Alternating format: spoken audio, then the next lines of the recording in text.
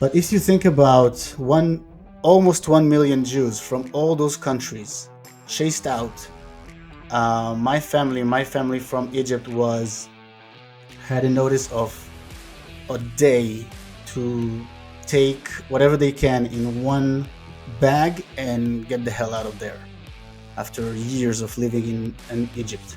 I'm asking you, if someone Jewish went into Palestine right now or wanted to live there, what would happen to them?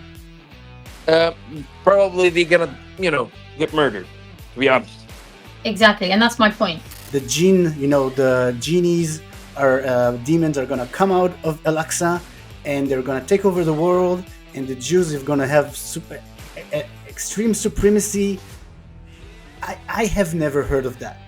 If I, as a Jew, have never heard of those prophecies, and people hate me for those prophecies, what do you think is gonna happen? What is up, Fizzy people?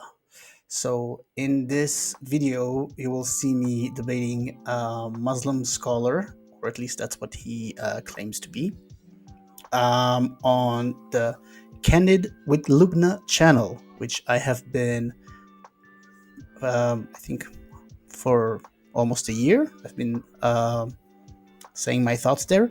It's a YouTube channel with open dialogue with multiple people from around the world, mostly from Europe, Britain, and America, and sometimes even that Israeli guy is there, and Alex as well. So you will see her popping up in the end. So you should watch it. I know it's kind of long. I think it's worth watching because we are going through different topics in every way. Lubna did a great job of showing how, addressing each issue in a different way. So, and asking us fair questions. She's unbiased. She's not a Zionist or anything. The Z word. Oh my God. But anywho, enjoy, and I hope you'll like it. Tell me what you think. Who won? You decide. And you both will remain muted until I unmute you. Do not unmute yourself, especially when the other person is talking, because it will be very rude, very disrespectful, and no one's going to be able to hear you. And be very careful how you choose your words. So this channel is not to spread any kind of hatred. Of course, the topics we discuss are candid topics, and they can be sensitive. I appreciate that. And of course, I want people to be honest on this channel. But do not break the community guidelines. Otherwise, I will have no choice but to block you, sadly, completely from this channel. Now, the other thing I'd like to say is Mustafa is someone. So the kid is quite a regular on my channel, but Mustafa has joined in the last few lives. I've seen him the last couple of weeks. So the reason why I felt this is important is because some of the comments that Mustafa made when he came on previous lives, I would just like to paraphrase.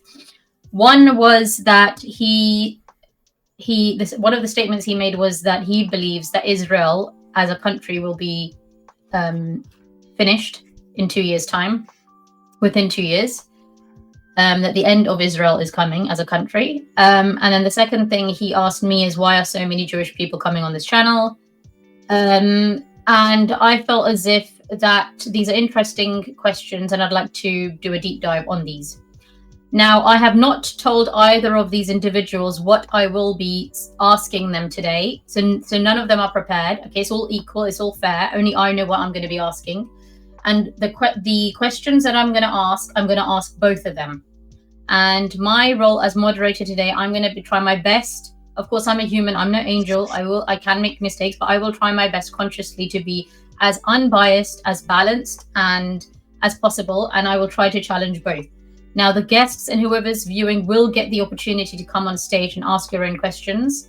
However, I don't want you guys to come on stage and make statements. This is not about you. It's about the kid and Mustafa. You can ask questions, of course, in an intelligent way, in which you can end up making a statement by the type of question you ask, the way you phrase it. But I don't want you guys to come here and give your own monologues. Right. So hopefully today will be short, sharp, and sweet. I don't plan to sit here for the next 2-3 hours, by the way. So I'm hoping a 1 hour maximum discussion between these two, and then half an hour questions. Do try to challenge both equally. And I'm assuming that if any Muslims come on, they would probably want to challenge the kid. But if no Muslims decide to come on, there is nothing that I could do, guys. So do try to challenge both equally. Now, with that, I'm going to invite both people on the stage. Hello, welcome both. How are you guys doing? You can unmute. I will unmute you guys both for now. Yeah, you were saying that you want us to unmute, not unmute Exactly. ourselves. I'm not touching anything. My hands are up here. Good. We're all. And I'm how are good. you doing, Mustafa? The kid is good. And you're on. Are you still on mute? Let me see. No, you're unmuted. Can we hear you, Mustafa? I can't hear you. No, we can't hear you. There's no sound from your end. Good, we checked that. Okay, he's gonna come back. So I'll send him the link again, just so he's got it, so he's not, and then hopefully he can come back. So let's just wait a second for him to come back. No problem. And while he is coming back, just a gentle reminder that this channel encourages discussion, a healthy discussion with empathy and tolerance. And anything I say is my opinion only. My opinion is not fact and can change over time. And anyone, either in the comments or on the stage, that claims to say any stats or statistics, that's the same thing, stats or facts, sorry, then do cross-check them yourself as well. I'm no journalist, and I doubt anyone else here is either. So Mustafa, let's check if it is all good. Can you hear me? We can hear you. We can't see you. I don't know what's going on. My camera is off. I have no idea. Okay. Well, I guess then the decision will be for the kid if he's happy to continue with the current, whether he wants Mustafa to fix his camera. I would prefer it, but I guess it's fine. I don't know. I can. Okay, I will reboot one more time. Okay, let's do it one more time. Let's try one more time, and then we'll start. Cool. Right. I'm just gonna look at some of the comments that people are making in the meantime. I just want to get a feel of who's on here. Hello, Cosmic Lover. Thank you for joining us today. And I'm just gonna look for. Thank you so much. This is going to be good. Respect to Lubna and the regulars. Thank you so much. And respect to any new guests and any new viewers as well, because we do have new people coming in. And we always, of course, I welcome everyone who is new. And I'm just going to read. Let's try again. I can see that you're trying to put it on, but there is something weird going on. I don't know. Yeah, okay. If it's not working, let's just leave it as it is then. Okay. Okay, let's just start then. Yep. And I'll put myself in the middle, and now I'm gonna mute both of you guys. And I'm gonna start off now. Again, I'm just gonna remind you guys, do try to listen to each other with empathy. Do not unmute yourself. Make notes. If anyone goes off on a monologue for 5 minutes, I'm sorry, I'm gonna have to stop you guys, because it will end up getting boring and the other person is just not going to be able to counter the points. Right, so with that, I want to go to the kid first. And the question I'd like to ask you, the kid, is about the creation of Israel. Do you think the creation of Israel was needed, was important? And what is the importance of Israel as a country? The reason I'm asking this is because obviously Mustafa, for example, stated that he feels Israel's going to end in 2 years' time. So before we talk about the end of Israel, let's talk about the beginning of Israel. So over to you. Thank you. Sure. Yeah. It's always funny when people are predicting stuff like that. The importance of the creation of Israel. Well, for the longest time, Jews were persecuted all over Europe, all over the Middle East, all over Russia, all over parts of Asia, not India, not China, just so you know. There's a very small group of Chinese Jews. But the fact that is because Jews are a close-knit community, They are not trying to convert anyone. They are not trying to impose anything. They're trying to live their lives separately. This caused, for the majority of time, a lot of problems for the Jews. Like in the Middle Ages, when kids were going missing or found dead, a lot of fingers were pointed to Jews as if because their kids did not go missing because they were a small knit family, small knit groups, then people were starting to assume, well, if they don't have dead kids, then it means that they killed our kids. It's a kind of sociopathic logic here. After so many years of, in Judaism, we have this saying, Shana Ba B'Yerushalayim Abnuya. Next year in Jerusalem, the built Jerusalem. And they were saying it for thousands of years, ever since the first Jews were exiled from the land of Israel. So the idea that Israel is a creation that is needed, it's something that unfortunately we all share. I think most of us Jews share. We have been feeling, especially after October 7, that nobody listens to us. Nobody, not a lot of people are accepting that we are being, right now, as it is, being chased out of multiple places and being ridiculed, being laughed at. And so this is why... Oh, just a second.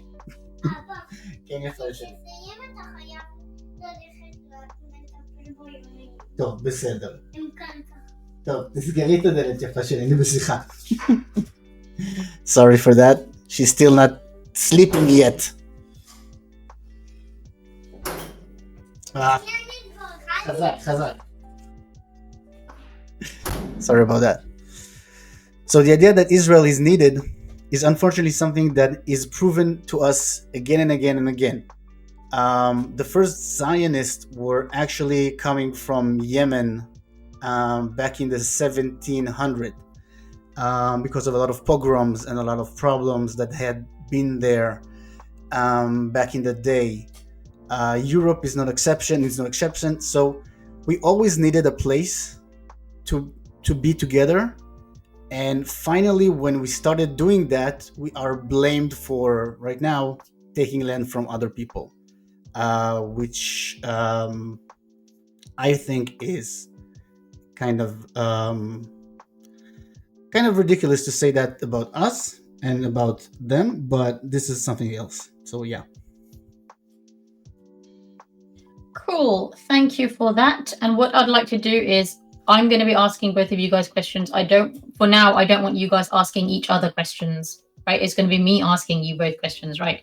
So thank you for that. I'm going to now unmute Mustafa, and I would like to just ask Mustafa, did you hear Yes. what the kid said? Yep. And I'd like to hear from you, what are your thoughts on what the kid has said? Exactly. Basically, what I think, I don't believe creating Israel was really necessary because obviously we got lots of verses from the biblical scriptures that forbids the Jews to build their own nation or their own state because this is messianic mission. If you look into, for example, I'm going to give you biblical verses. I'm not quite sure if the kid is really religious or he believes in the scripture. He doesn't. So, most of the Jews are. As far as I know, rabbinical traditional Judaism is the vast majority of the Jews are. So obviously he doesn't believe in the scripture. He doesn't believe that Judaism is authentic religion. He believes it's just a fairy tale. So we're going to deal with it historically. So, I mean, he mentioned a lot of things. But let me say it first, because I'm a religious man and I do have discussions with religious Jews. We got biblical scriptures in Isaiah 11, verses 1 to 12, that gathering all the Jews back to the land of Israel is an absolute messianic mission. This is not Netanyahu's mission. This is not anybody's mission in this world. It's only messianic mission, and it will be only two people engaging in this. Eliyahu Hanavi, Elijah the prophet, which will determine who is Messiah. He will determine, because the Jews has completely lost their tribal affiliation. If they're actually real Jews, I mean, there are different statistics on this. If the settlers in Israel at the moment are actually Jews or not, but this is not my point. The point is there is a huge discussion. There is any necessary existence for the state of Israel. They actually need to build the state. And one of the points that the kid made, he said Jews were persecuted in the Middle East. I'm unaware of any persecution happened to the Jews before 1947. Literally zero. Historical challenge. Uh, so, I mean, Europe, I'm not going to debate you on this because it might happen, especially North England, Germany, and, some other places. There is no debate. But in the Middle East, this is a clear challenge to you.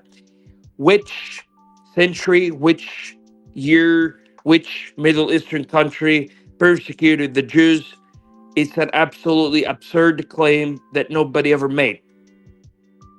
Um, Most of your parents, I mean, you could have family, you could have relatives who were grown up in the Middle Eastern countries, and they were born speaking Arabic, and they lived between Arabs and Muslims. They never faced any kind of discrimination or persecution. It never happened. One of the most known philosophers of the Jews of all time, they actually they're Middle Eastern. They lived in the Middle East. They've been to the Middle East. They lived in the Middle East and North Africa, which is Morocco and Algeria and so on and so forth. So 20% of the settlers in Israel at the moment are actually from Arab countries common. So I don't know what's your basis to say that the Jews were facing persecution in the Middle East, which is something I never heard about. If you're talking about after establishing Israel as a state, this is going to be different. But before Israel rebuilding the state or gathering or making a state, I'm going to completely disagree, and I ask you for backup for the claim that you have made. Yeah, I know time is calling. I'm going to. Is it there is time limitation, Lubna, or? Well, I said if it sounds like a monologue and it goes on for more than 5 minutes, I will stop you guys. Okay. Fine. How close are you to making your point? Completing your point, sorry. All right. So my point is, religiously, there is no need for Israel. Politically, there's no need. The claims he made about persecution in the Middle East never happened. Um, and it was built on apartheid. I mean, I have arguments, a lot of evidences between Jews, different kind of Jews themselves, which they have experienced the apartheid state, especially when it comes to Mizrahi Jews and Ashkenazi. I mean, they had fights, and they were coming from different cultures. Those were Arabs, and this people were Europeans. And when they met in the first place, the impression was absolutely shit. That's what they're saying about it. So I believe the state is built on apartheid. So there is no need. Israel didn't need to be existing. Period. Mike's free. Or I'm gonna mute myself so he can. Okay, cool. It's alright. I can. Oops, I think I unmuted you. No, that's fine. Fine. So you are now on. Both of you on mute. I'd like to come to the kid now and ask whether you want to refute Mustafa's claim that before 1947 within the Middle East there was no persecution. I'm going to unmute you now. Go on with the kid. Okay, so let's start. Well, before we're getting to the nitty gritty, because I do have some dates and I do have some context, but before we go to that, if you don't think that being a dhimmi, right, in Muslim countries is persecution, then we have a problem. I never said the Jews were the only ones who were persecuted in the Middle East. Middle East was a shit show. It's still a shit show. I'm sorry to say that. I'm not trying to um, diss anybody, but Yazidis, Copts, Kurds, Druze, Alawites, Berbers. Did I forget anything? Um, those communities were once thriving communities, thriving cultures. Most of them, some of the communities were completely destroyed. Some have been staying for 10% of Copts in Egypt.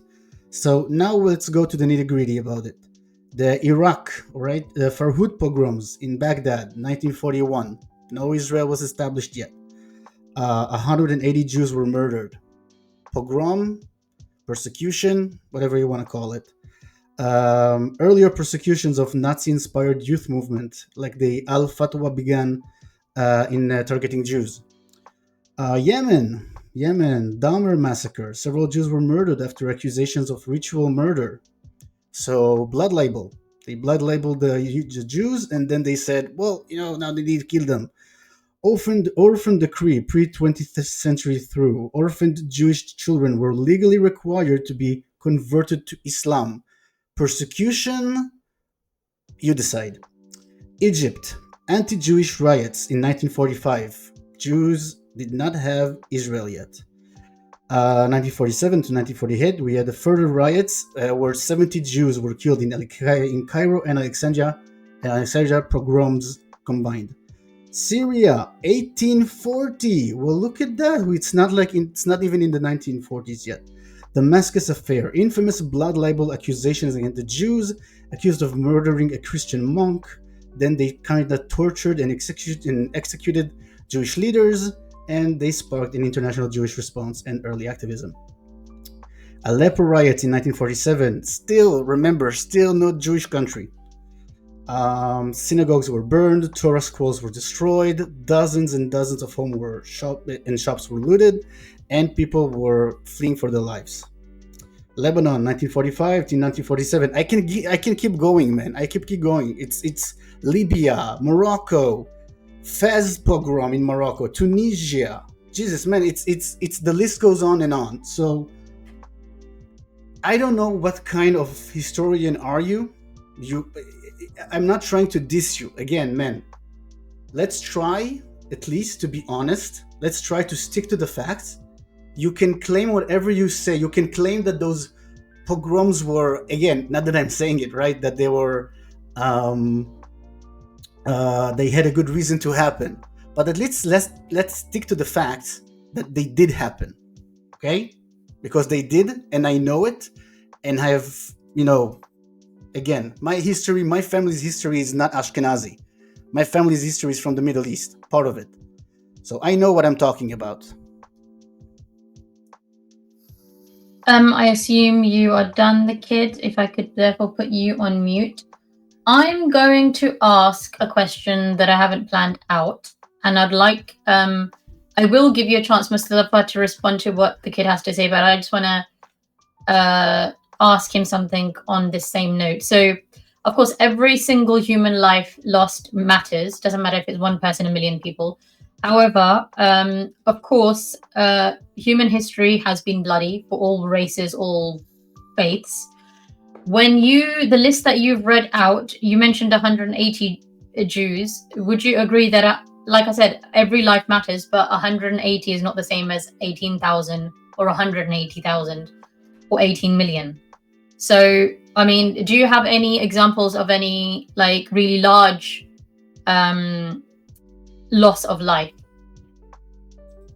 in the list that you've got? Because you said you've got a massive list, but which are the biggest ones with the biggest casualties before 1947 in the Middle East? So I'm not trying to play the numbers game, because in the end, most of the Jews after the real after 1948 started to feel persecuted more and more, and then they had to flee. The biggest numbers I can find, I think, are from Syria, but also Morocco had some. No, not Morocco. There's no one pogrom that was like destructive in those kind of numbers. But if you think about almost 1 million Jews from all those countries chased out, my family from Egypt had a notice of a day to take whatever they can in one bag and get the hell out of there after years of living in Egypt. And so those are the stories of almost 1 million Jews that was just chased out in Syria, Morocco, Lebanon, Yemen, and other countries. Okay, cool. And I know that you said that you don't want to play the numbers game, but I feel that the numbers are important, because I think the question in my mind would be that is the cure worse than the illness? I'm not saying the right phrasing of that, but you know what I mean? Like, because if we are saying, okay, we'd like to protect Jewish people and they need their own community, but then on the other hand, we are, potentially to do that, whether intentionally or not, there are other people now having to leave the land and lose their life. And so I think the numbers, for me anyway, as a human to human, it does matter, because it's about is the cure worse than the illness? So can I just, before you respond to that, can I just let Mustafa comment on anything that he's heard so far? Over to you, Right. Mustafa. Yes, of course. I would like to question him. We can go through all the incidents to see if he does know enough information about it or not, because I highly believe that he's just reading from Google, with all my due respect. So he mentioned the situation of Iraq, which is Farhud situation. Can you tell me who caused it and when exactly it happened and by whom? Can you just keep looking at ourselves and tell us the information about it? Because if you knew what the situation or who were the murderers, you wouldn't mention it as a situation happened as a massacre of the Jews or persecution. So can you just give us a brief about what happened? Okay, then I will mute you, Mustafa. It seems you've asked your question, and I will unmute you, the kid. Okay, so first of all, I'm going to answer to what you're saying. There is a legitimate debate about, like, one of the things that the Hezbollah leader, Hassan Nasrallah, said, that he likes the idea of Israel because then all the Jews will come here and then it will be easier to destroy and kill them all. That's what he said in his book. The book that actually Kneecap, the Irish band, read, and that's why everybody is calling them crazy. Anyway, I think, and again, we need to understand that after so long of living under control of either Muslim countries or Christian countries, we had no say, we had no identity of our own, that we can control our lives. We could not have chosen the works that we wanted, neither in Europe, neither in the Middle East, not all the time. Again, not all the time. And we had no agency, and we had no protection, real protection. Here in Israel, we can do and we can be whoever we want. We can live our lives freely. Now, is there still war? Yes. But the wars that we have are with people who still see us as the enemy and forever will. So, what is better? To have us scattered again and be unprotected? Or should we band together, Jews from all cultures, Jews from all backgrounds, and fight? Because honestly, from a personal experience, I feel like we should stop being apologetic about us being Jewish and us being alive. Enough is enough. For thousands of years, we suffered enough. We are not going to, say sorry for being alive.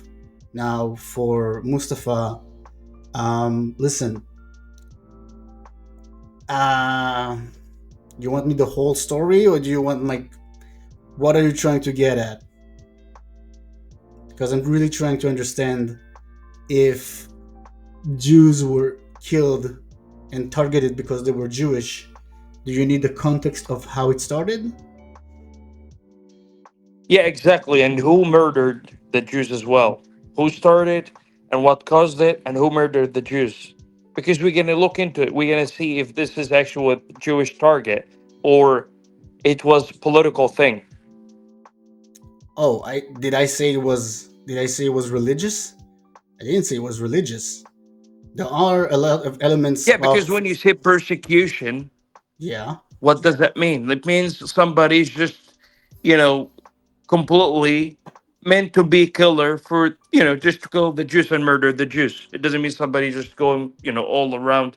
And the numbers that you have stated are actually incorrect as well. And I'm going to give you the source and the reason why it happened. I mean, a lot of like more Arabs have been murdered in this incident more than Jews. So this is not considered to be persecution of the Jews. So obviously, I mean, the incidents that you're giving is absolutely absurd. So it wasn't. So it wasn't targeting Jews. Um, Hundreds of Jewish homes, shops, synagogues looted and destroyed. Thousands have left the country. Right. It wasn't on Shavuot, our one of our holiest. Yeah, it happened on. That's correct. It happened in Okay. Shavuot. Okay. So it didn't start because of a pro-Nazi propaganda government. Uh, no, No. that's not correct. No. Rashid Can you tell me al the source? The source that you're reading from? Rashid Ali al Jalani, a Yeah, pro-Nazi this Arab is. nationalist. Yeah, he didn't. He wasn't a pro-Nazi Arab nationalist. And who was murdered? The guy himself was murdered. So what are you talking about? But he started a He movement. never started. He never started, brother. You need to give me the source that you're reading from because I need to investigate this. The story is flipped. It's completely flipped. This is not what happened. Okay, so tell me, what do you know? I'm eager to learn. Tell me, what do you know? Okay, so as far as you're eager to learn, I mean, I can suggest, some books for you to look it up. Would that be fine? Because But obviously, I'm not. tell me about the Farhud. Tell me about the Farhud. What happened? Yeah. Okay. Because So there is an Iraqi author, right, called Ahmed Al Gharib. All right, and this guy was a president. He was contemporaneous of the situation. He's written a book, Hadithat Al Farhud, the incident of the Farhud. What exactly happened? He was eyewitness. So literally in the book, he stated exactly everything that's happened. He never mentioned it was for example, it's like another Shoah. The people were completely anti-Jews and they wanted to do another Shoah. They were influenced by Nazism or this is internet bullshit. Akhi. This is internet bullshit. This is so bullshit. wait. So I have friends, Iraqi friends, that their grandparents fled from Iraq after the Farhud pogroms, and they Yeah, and they clearly came back stated, up 2 months after that. They came back to Iraq. no, they didn't. A lot of them fled. they, I'm telling you, they did. I mean, it's written in his book. Ahmed Al-Ghai, it's written in his book, literally. What you're So saying? one person who wrote a book against thousands of people who fled, are, again, tell me the inconsistency here. Because just because somebody wrote a book, just somebody who claims to be an historian and he was there, don't you think he has maybe a political bias of why he's trying to say it wasn't against the Jews? Couldn't it be like a political bias? I mean, I wouldn't believe he would be biased. He was Shi'i, which is completely, he's not on our side. He's not on your side. He's very neutral, just like Lubna is. And this is what he's written. He said, She or a lot of people, a lot of I'm families. very happy you've accepted that I am neutral. Thank you very much. Can I just pause you guys because I want to move on from this point because I've got other questions to ask and I'm very much conscious of the time. I've muted you both. So my next question is to the kid. So you mentioned obviously, and again the topic is still, and I've got a few more topics by the way to ask. We're on topic number 1, and I've got 5 on the list. So we need to, of course, it's about quality, not quantity. So you mentioned, of course, the safety of Jewish people. So there was a need for the creation of Israel. I'd like to ask you, and I hope you answer honestly, which I'm sure you will. Do you feel Jewish people are now safer with Israel or had it not been created? So have there been more persecutions after the creation, or were there more before? The reason I ask is I feel, this I'm just giving my opinion now, I feel because of what's happened and Palestine versus Israel, I feel personally Jewish people will not be safe anywhere they go. If you're in Israel, there will always be a risk. You need to have the Iron Dome. If you're outside of Israel, you'll still be targeted. So that's my personal opinion. Maybe I shouldn't have given that before you give your answer, but like over to you. I'd like to get your response to that. Yeah, well, again, I understand where you're coming from, and I do. First of all, I always appreciate you that you know that. And look, again, like you said, Jews are not going to be safe anywhere in the world, and we still haven't gotten to the point where we can go to the moon and live there. Because believe me, a lot of people are thinking about it right now. But then they will say that we're colonizing the moon and the moon was Palestinian before and everything, of course. And just a joke. I do think that Jews right now are more protected.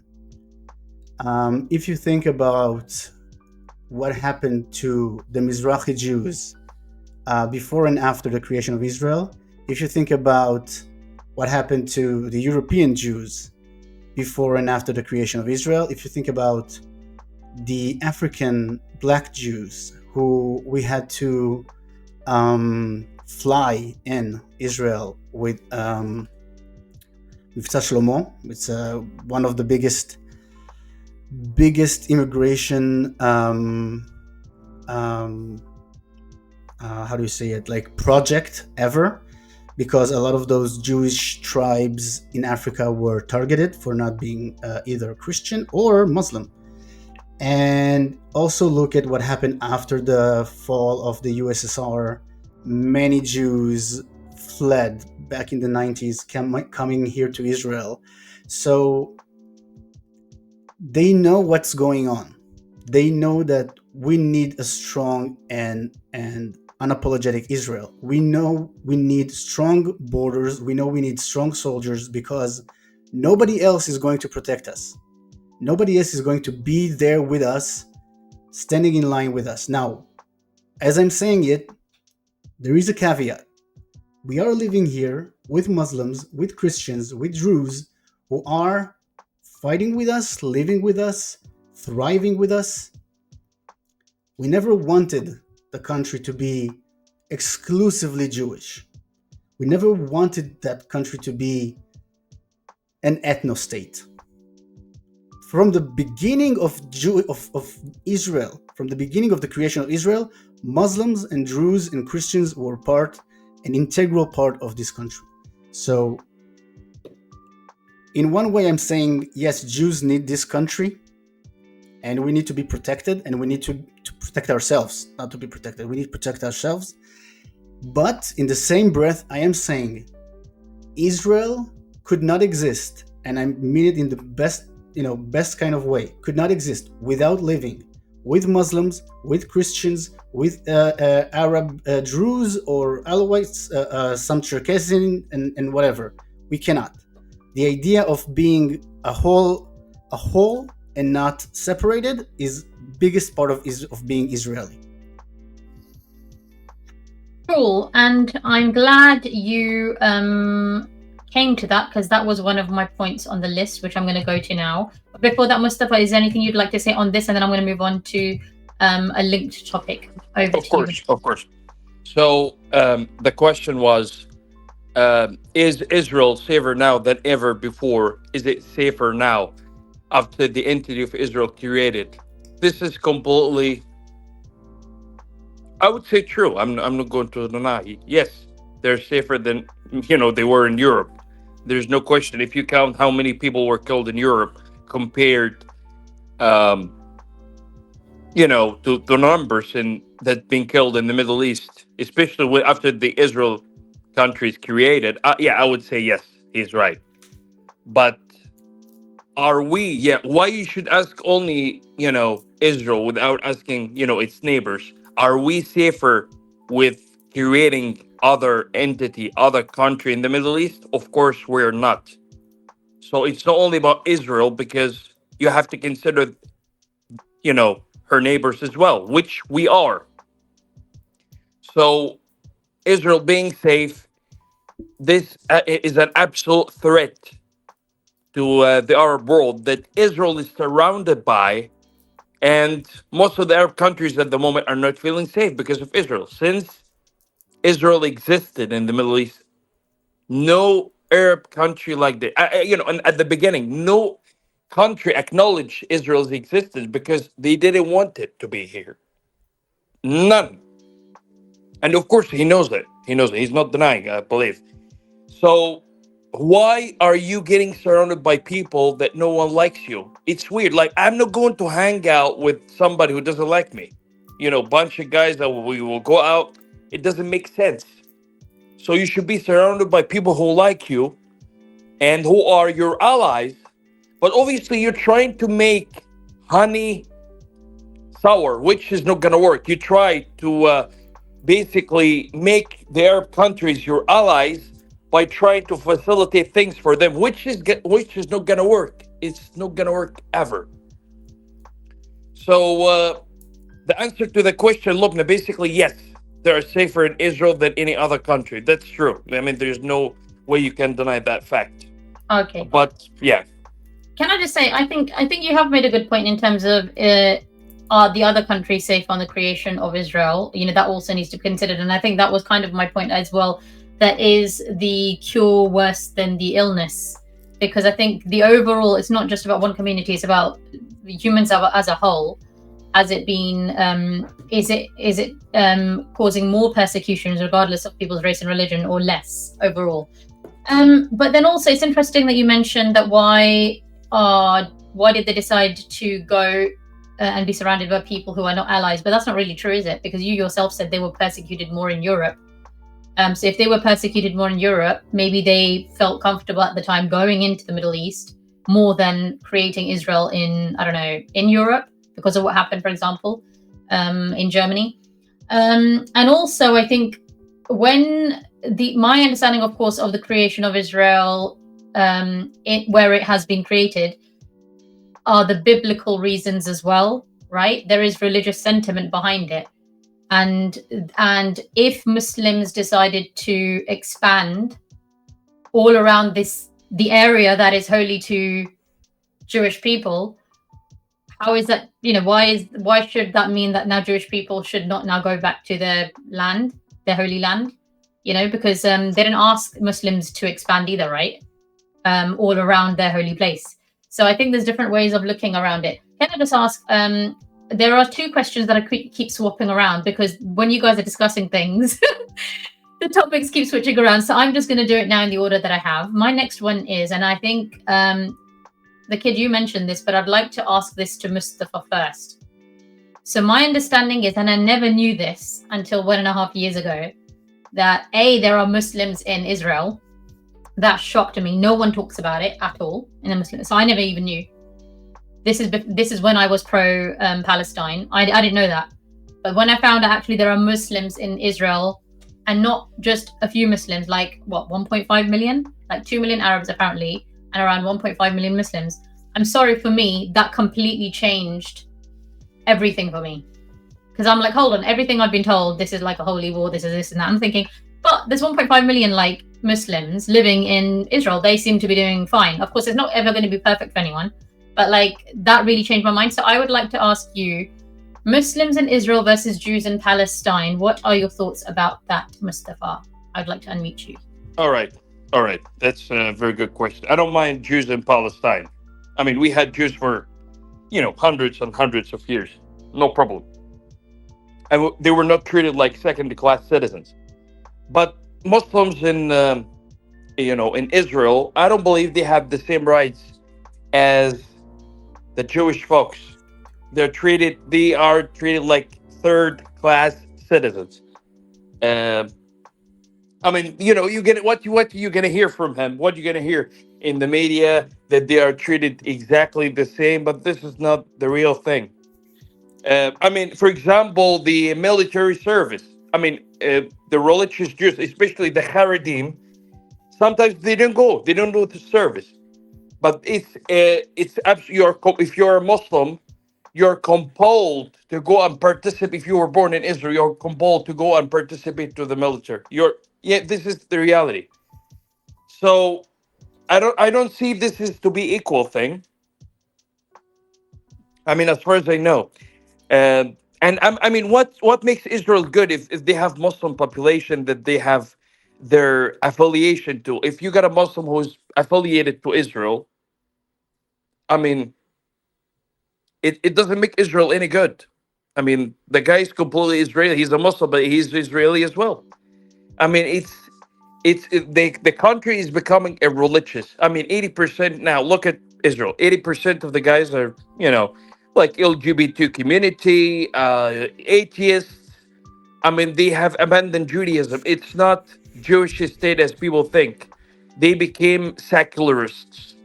But the point is, And that will be the third topic. And I don't want to go into that. I just want to focus on the Muslims in Israel versus Jews in Palestine, because you said you don't mind Jews being in Palestine, but your voice doesn't matter because you're not a Palestinian. I think would you be honest to say that Jews in Palestine would not survive right now? What would happen if someone Jewish entered Palestine? I wouldn't.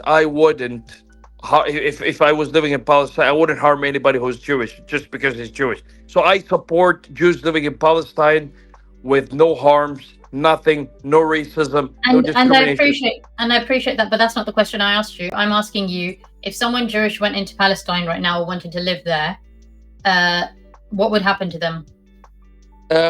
Probably they're gonna, get murdered, to be honest. Exactly, and that's my point. That Muslims are still surviving in Israel versus a Jewish person. You just said it yourself, right? It's not about what you and I want. I'm not Palestinian, you're not Palestinian. That's what would happen, right? And the other question I'd like to ask you on this is, why do Muslims not talk enough about the fact that there are Muslims in Israel? Over to you, Mustafa. All right, so the answer is very simple. I mean, me myself, if you speak about my religion or my tradition, I'm not completely upholding this. So I believe everybody should live. Whether you're Jewish, you're Muslim. Um, I know you have chaotic ideas in your mind that if a Jew lives in Palestine who would be murdered right now. Yeah, why? We have to ask ourselves why. Because what they are facing, if you go to Gaza right now, I mean, by the way, what I mean by Palestine, I'm referring to Gaza. I'm not referring to the West Bank. I mean, there are Jews who are living in the West Bank in Palestine, considered to be Palestine. Few Jews are living in the West Bank. I can give you names if you would like. I will come on that as topic as well. If we can just stick to this one for now, I will talk about the other topics as well. Trust me, they're coming up. But Okay. if we focus on the Muslims in Israel versus Jews in Palestine, and especially why do Muslims, I did not know that there are Muslims living in Israel, and so many, because I feel and therefore I feel the narrative that I was told since a very young age was wrong and false. And that's why, like I said, I'm not pro-Israel, but I'm not pro-Palestine either, because I felt like I've been sold a false narrative.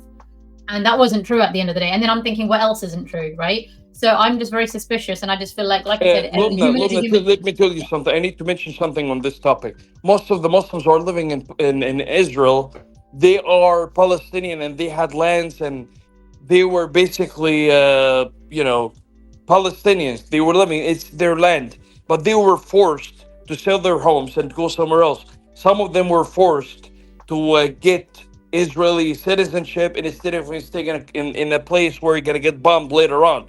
So they were forced. I mean, they're not happily living in Israel, just letting you know. They were forced to leave where they live because they're gonna get the place that they used to live got evacuated, and Israel took it. So they were forced in the first place to leave where they live. You got my idea. Okay, can I ask if I can ask the kid to respond to that then? Is that okay, Okay. Mustafa? Yeah. Okay, fine, fantastic. So the kid, yeah, you're unmuted. Go on. Sorry, yeah. So we displaced them, and then we still kept them in Israel. It's just trying to understand your logic. I'm sorry. Um, you also said that they're unhappy here, and we forced them to be Israelis. So why is it that in Majd al-Shams you have Druze, some Druze communities there, that we offered them being Israelis? Some denied, some agreed. We haven't forced anybody. Again, the same thing about East Jerusalem. We have again and again and again asked them if they want to be part of the Israeli society. Again, some said no. Cool, whatever. Be Palestinians. We never forced anybody to join us. Also, the whole false equivalence of saying that Palestinians were chased out. That's not entirely true. Yes, there were places that were chased out, but most Arabs in Palestine back in the day were listening to their Arabs leaders, especially from Egypt, Lebanon, and Jordan, telling them to move out of the way. We will destroy the Jews. We will kill all of them in the 1948 war, and then when we are done, you can come back to your houses. This is why they keep their keys, because they really believed that all the Jews were gonna get killed, and then they're gonna come back to their houses, easy peasy lemon squeezy. So the whole narrative of saying, "Oh, the Jews chased everybody else," why is it that the Jews did not? Like, one of the most specific areas is Haifa. Haifa is, till this day, from the beginning, is Jewish, Christian, and Muslim country, Muslim city, very integrated inside. The mayor of Haifa back in 1948 pleaded with the Muslim people in the city, said, "Please don't leave. We want you here." He was on his knees saying that, and the Muslims stayed because they believed that they can build something together. Okay? Some Druze communities have stayed here, some have fled to Syria or Lebanon.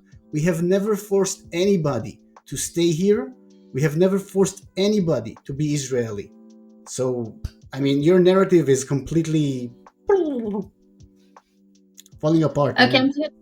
okay. So I'm going to ask myself, did you want to comment on anything, or I'd like to move on?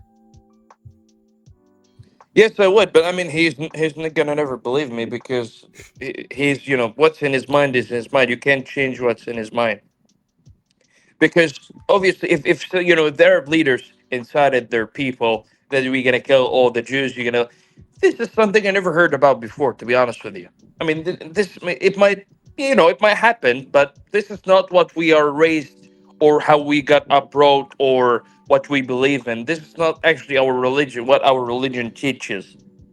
So it's something that I would call something rare or gay. It doesn't happen. So you cannot build the whole scenario on some thing that you might read on the internet or something that you heard from your Mizrahi descended family, uh, because most of the information, unfortunately, that the Israelis are coming with, most of them are actually bogus. Very, very, very sad to say this, but they are absolutely brainwashed, and this is very sad because I mean they want to defend their country. They love their country. They love Israel.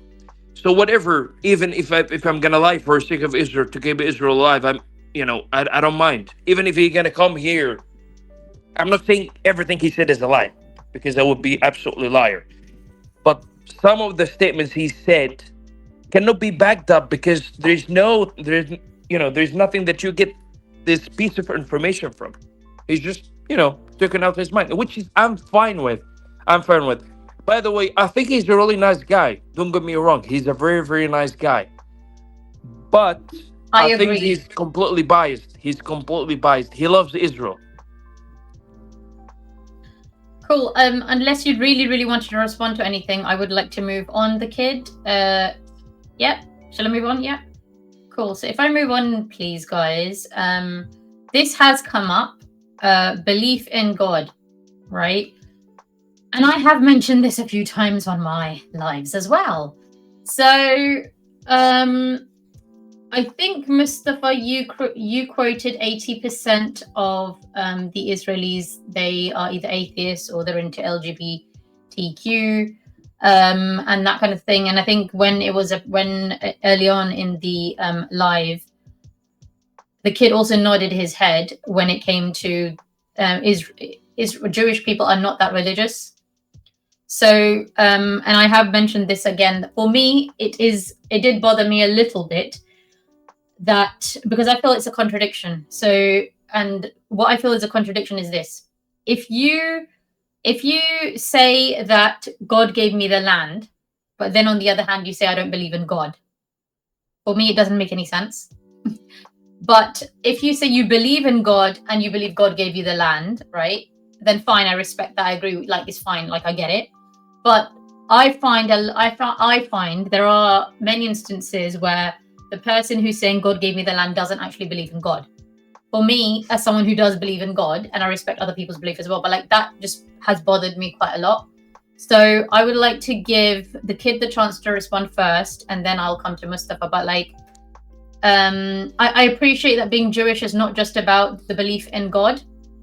However, God gave me the land is quoted many, many times as one of the biggest reasons for that piece of land to be given to the Jewish people. And also under Zionism, it's not just Jewish people who are Zionists, it's also Christians. And Christians would cite that as the main reason why they are Zionists, i.e. God gave Jewish people the land. And then again, like I said, like, but if you don't believe in that, you believe in God, then how can you use the scripture from supposedly God? So over to you, the kid. Yeah, sorry. Yeah, that is a good question, and it's a question that I personally had a lot of trouble with. My dad is not a religious Jew, but he is a believer of God. And every night when I was a kid, he would tuck me in bed, me and my sister, and he would say a blessing in Hebrew. After my mother died from, I don't know how to call it in English, but I think it's kind of like a heart attack when she was 40. I was 11. I had my issues with God. I had started to deny his existence in a way.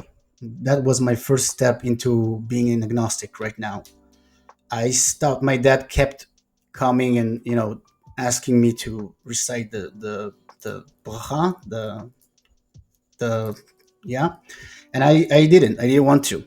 I had my beef with God in a sense.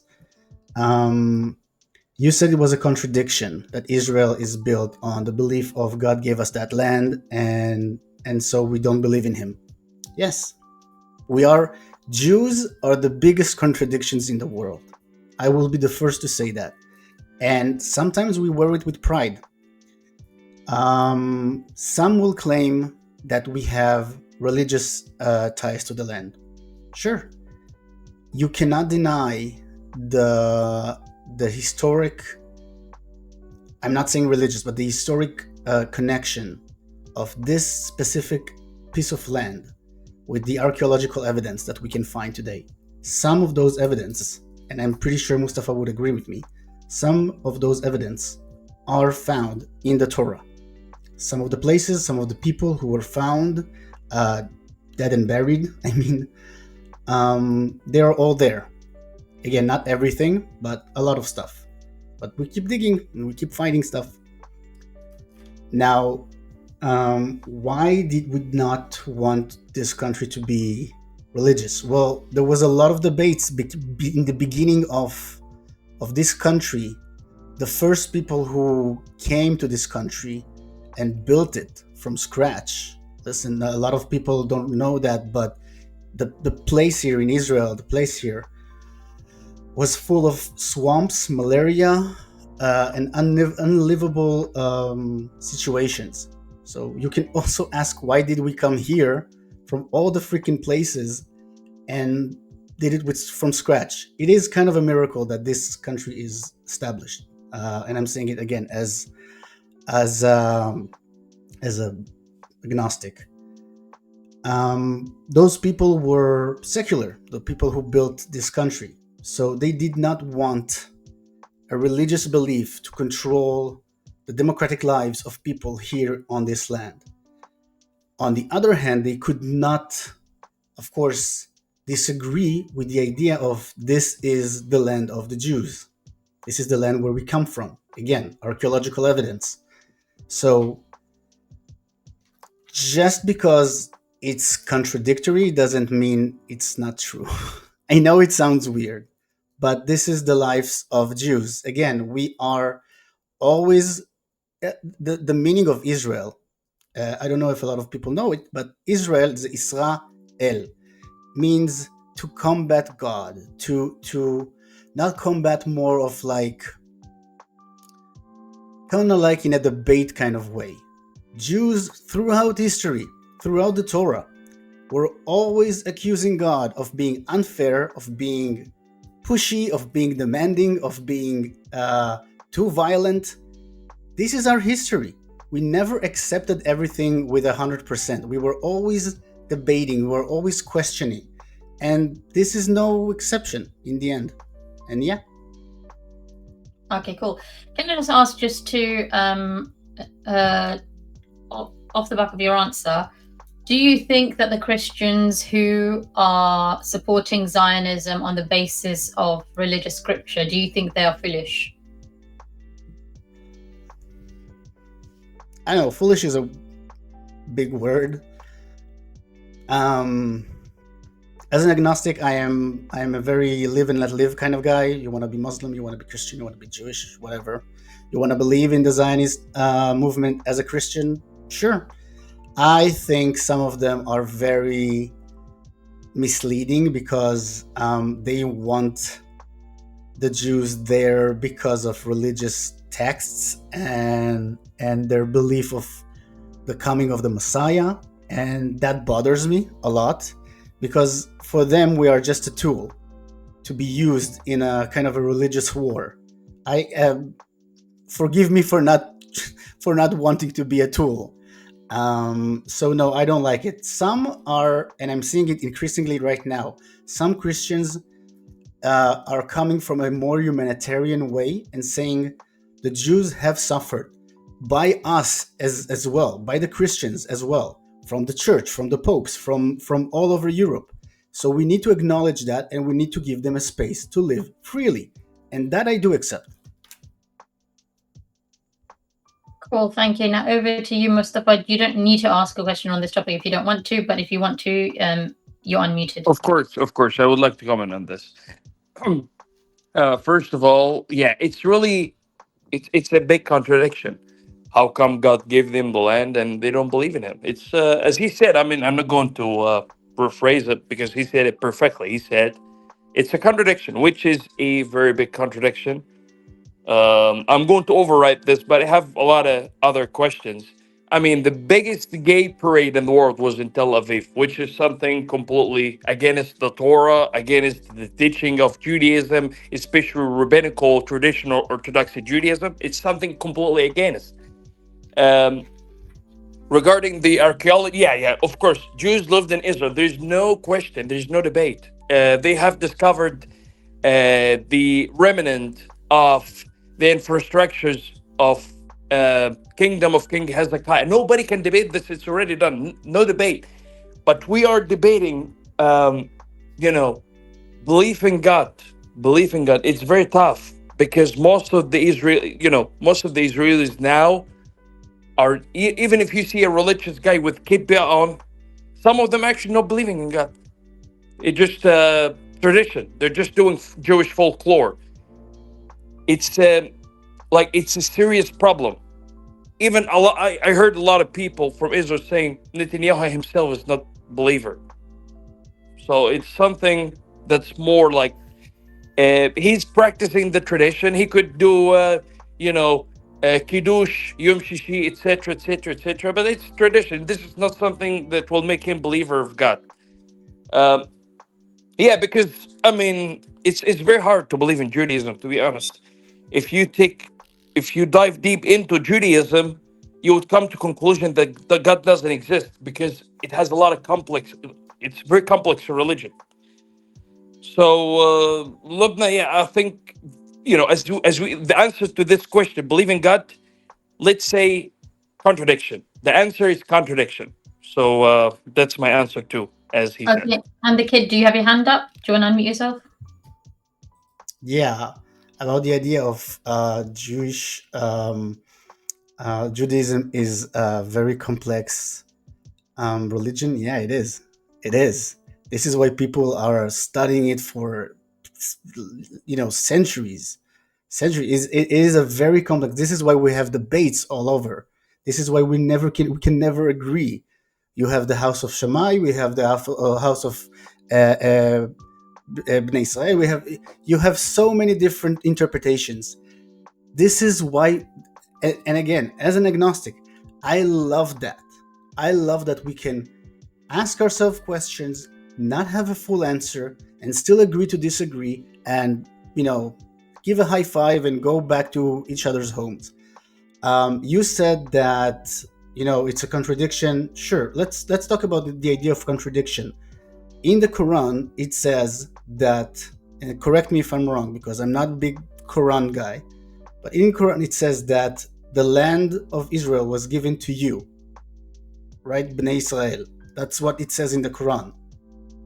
So either the Muslims believe that or they don't. They didn't even say Palestine. They said Israel. So Yeah. Palestine actually is not mentioned in the Quran even one time. It's not mentioned. It's true. only Israel. But most of the Israel word used in the Quran, the Israel term in the Quran refers to nation, not land. But if said, the promised land is given to you, yeah, that speaks of the children of Israel. God gave them the land. But if you continue further and read it, God put some conditions for them to keep the land. Believing in Him, stay away from idolatry and worshiping other nations, God's nations and so on. And obviously, they have desecrated the contract with God or the covenant. And eventually, God has completely forbid the land to be entered by the Jews anymore. So yeah, God is giving them the land, and then later on, after they desecrated the covenant, God stopped the Jews from having the land as some kind of religious inheritance. Okay, It's so already, yeah. Sorry, I'm just very conscious that I don't want to go on to, I know then we can go on to other stuff. The topic was the belief in God and what the scripture says. Can I just move on to the next one? I'm just very conscious of time and I would like to invite guests Sure. on the stage. can I just But before I... just one last thing on this topic for just a second. Go on. Again, as an agnostic Jew, if you look at what's going on right now, from the beginning of Israel before 1948 until now, with all the wars, with everything that's going on, everybody's attacking us, everybody's trying to destroy us, and yet we are still here? I don't know. Maybe God is on our side right now. Maybe we are doing something right. Again, agnostic, just asking questions. Okay, can I just before I go on to the next topic, I would like to call out this person because I think this is very important from my perspective that I address this. PB Law is saying, oh, so little Lubna trying to stop Muslim threats against her by hating on Jews. LOL, how predictable. I don't hate Jews. I said I'm going to try to be as unbiased, as balanced as possible, and I will challenge both parties. Now, of course, having been raised as a Muslim, I know the kind of questions that will be helpful, the topics that we need to address, the key topics, to try to build a bridge. Those are the topics I'm going to ask. And so, I don't have any hidden agenda. Everything's happening in front of you guys. So if I feel like you're a troll, PB Law, I don't mind criticism, but if I feel like you are just trying to stir stuff up, you're going to end up getting blocked. So just a warning. Now I would like to move on to the next topic, please. And this topic comes up a lot, again, because I come from a Muslim family. I've been raised as a Muslim. I know the topic that comes up quite a lot, and it is the illegal settlements. And this topic is a massive hot topic amongst the Muslims. And I think, again, one of the reasons for why I'm not pro-Israel, and like I said, there are reasons why I'm not pro-Palestine, but there are also reasons why I'm not pro-Israel. The settlements do bother me as well, because I've seen some videos that have circulated where people are being thrown out of their house allegedly, or there's one Jewish person living in a family's home, something like that. It just seemed a bit odd. And the video that I saw was someone with an American accent. I think that video became quite popular. You probably know what I'm talking about. So personally, I didn't like that. And again, I think I have queried in the past, a very recent live. I have asked a few Jewish people who came on this live, and some people who were Zionists, like, what have you heard about the Jewish settlements that Israel has approved, like apparently 22 in the West Bank? What are your thoughts on this? And most people said, oh, we haven't even heard about it, but it was on the news. So that does bother me. So I would like to, I want to ask the kid first. Do you want Mustafa to go first on this, and then you could address his questions, or do you want to go first? Okay, fine. So the kid, I will let you go first. Go on, yeah. So yeah, about the 22 settlements, we are talking about the most right-wing, most extreme government we had ever in Israel, in the history of Israel. Some of those people in the cabinet right now are right-wing extremists who are Nari Gvaot, how you call it, settlers with settlers ideology. Just a second. I think my kid is going to sleep. Just a second. Yeah. הולך לישון? כן. בואי נתור יפה שלי. הפעם בלי טאבלט. אוי, כל הכבוד יפה שלי. כל הכבוד. אני עדיין, כי אני ממש עייפה. יופי מתוקה שלי, יופי. אני אוהב אותך. לילה טוב. לילה טוב מתוקה שלי. חלומות פז. אז סגרי לי את הדלת, תודה רבה. כן. אני אוהב אותך. אני אתגור לך חזק שיהיה לך טוב, שלא תשמע שום דבר. כן, חזק חזק. כן, הכי חזק שלי. כן. אוקיי. Sorry about that. My kids take hours to sleep as well. I know exactly how you feel. Yeah, she said that tonight I'm going to go to sleep and I'm not going to be with the tablet on. I'm great, good. We've tried that so many times. Oh my God. So yeah, where was I? Oh, we were talking about the illegal settlements. Yes. So I started saying about this right-wing government. This right-wing government, either you are, even if you're religious, non-religious, so many people right now are against this government for so many different reasons. Okay, the settlements is one of them. Even right-wing Jews have something to say about those settlements right now, because we know that more settlements in the West Bank creates more violence from both sides. Okay, from both sides. We know also that settlements are needed, they need protection from the army. So the idea of putting army soldiers, IDF soldiers in harm's way just for a political stunt, that's how we feel at least, is very harmful. Now, having said that, and you can agree with me, you can understand I am not in favor of the settlements. There are some problems and some history that we need to understand. First of all, they were not settlements. There were no settlements back before 1967 in the West Bank, and there were no settlements in Gaza also before. Back then, Gaza was part of Egypt, and back then, the West Bank was part of Jordan. why didn't they have a Palestinian state back then? This is a very important question. It's not that I'm coming to Jordan or in Egypt with, with a question here, but there is a reason why. There is a reason why they are being used as a political tool, the Palestinians. We need to address also the Oslo Accords and the whole idea of Area A, B, and C, because every area in the West Bank is different. I don't remember always if Area A, B, or C is like that, but I think that Area A is completely under the control of the PLO. Area B is mostly under the control of the PLO, but not entirely. And Area C is mostly under control of Israeli government. So most of the settlements that we are talking about are in Area C. Again, most of them. So it's not completely illegal. Even if the UN says it is, some of the representatives there are trying to use that as a political stance against Israel. Not all of the settlements are illegal. However, it doesn't mean that it's morally okay. So let's put illegal and morally okay in different sections, because I think it is important to understand that. We need to understand also that there is a reason why more and more Jews are going to the West Bank, especially like religious Jews, because Yehuda v'Shomron, how we call it, Judea and Samaria, it wasn't called the West Bank, right? The only reason it's called the West Bank is because it's the most west part of Jordan. Like, this is the only reason it's called the West Bank.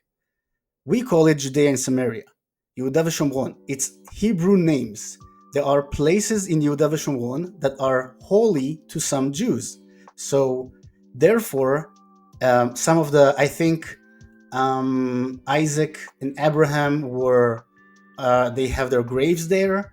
Some other holy sites where I think there was like the Rivka was also buried there.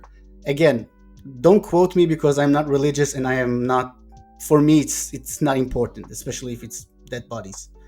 But for them, it does. And we have a problem right now that Jews cannot enter their own holy sites in these places. So we need to figure out some way, because we can't have one way Muslims here having their way to go to the Al-Aqsa Mosque, go and pray there, fine, and everything is good, and Jews cannot go to their holy sites. So I think, illegal settlements aside, if we want to have a lasting peace, some religious leeway needs to be established between the Muslims and the Jews on this land. And as we are giving them the ability to go to their precious places, religious places, they need to show us the same courtesy, but unfortunately, they have not. And yeah. Well, Mustafa, would you like to respond to that? Yeah. I mean, I'm not against Jews going to their holy sites. And basically, I actually agreed with the most of the statement that he said. I mean, as far as things that do not make sense, I'm not going to oppose, if especially if it made sense, and he did. But regarding the point that he said, most of the time the Muslims are allowed to visit their holy sites, especially Al-Aqsa Mosque. Uh, Not really. I mean, in this Eid, it's Muslim festival, and they had difficulties and hard times going there, and they couldn't. Most of them they couldn't. I mean, most of the time we experience a lot of times of the year where the Muslims in the holidays that we are having, we can't go there during Ramadan. Many days, and I'm actually getting this piece of information from a Palestinian who lives there.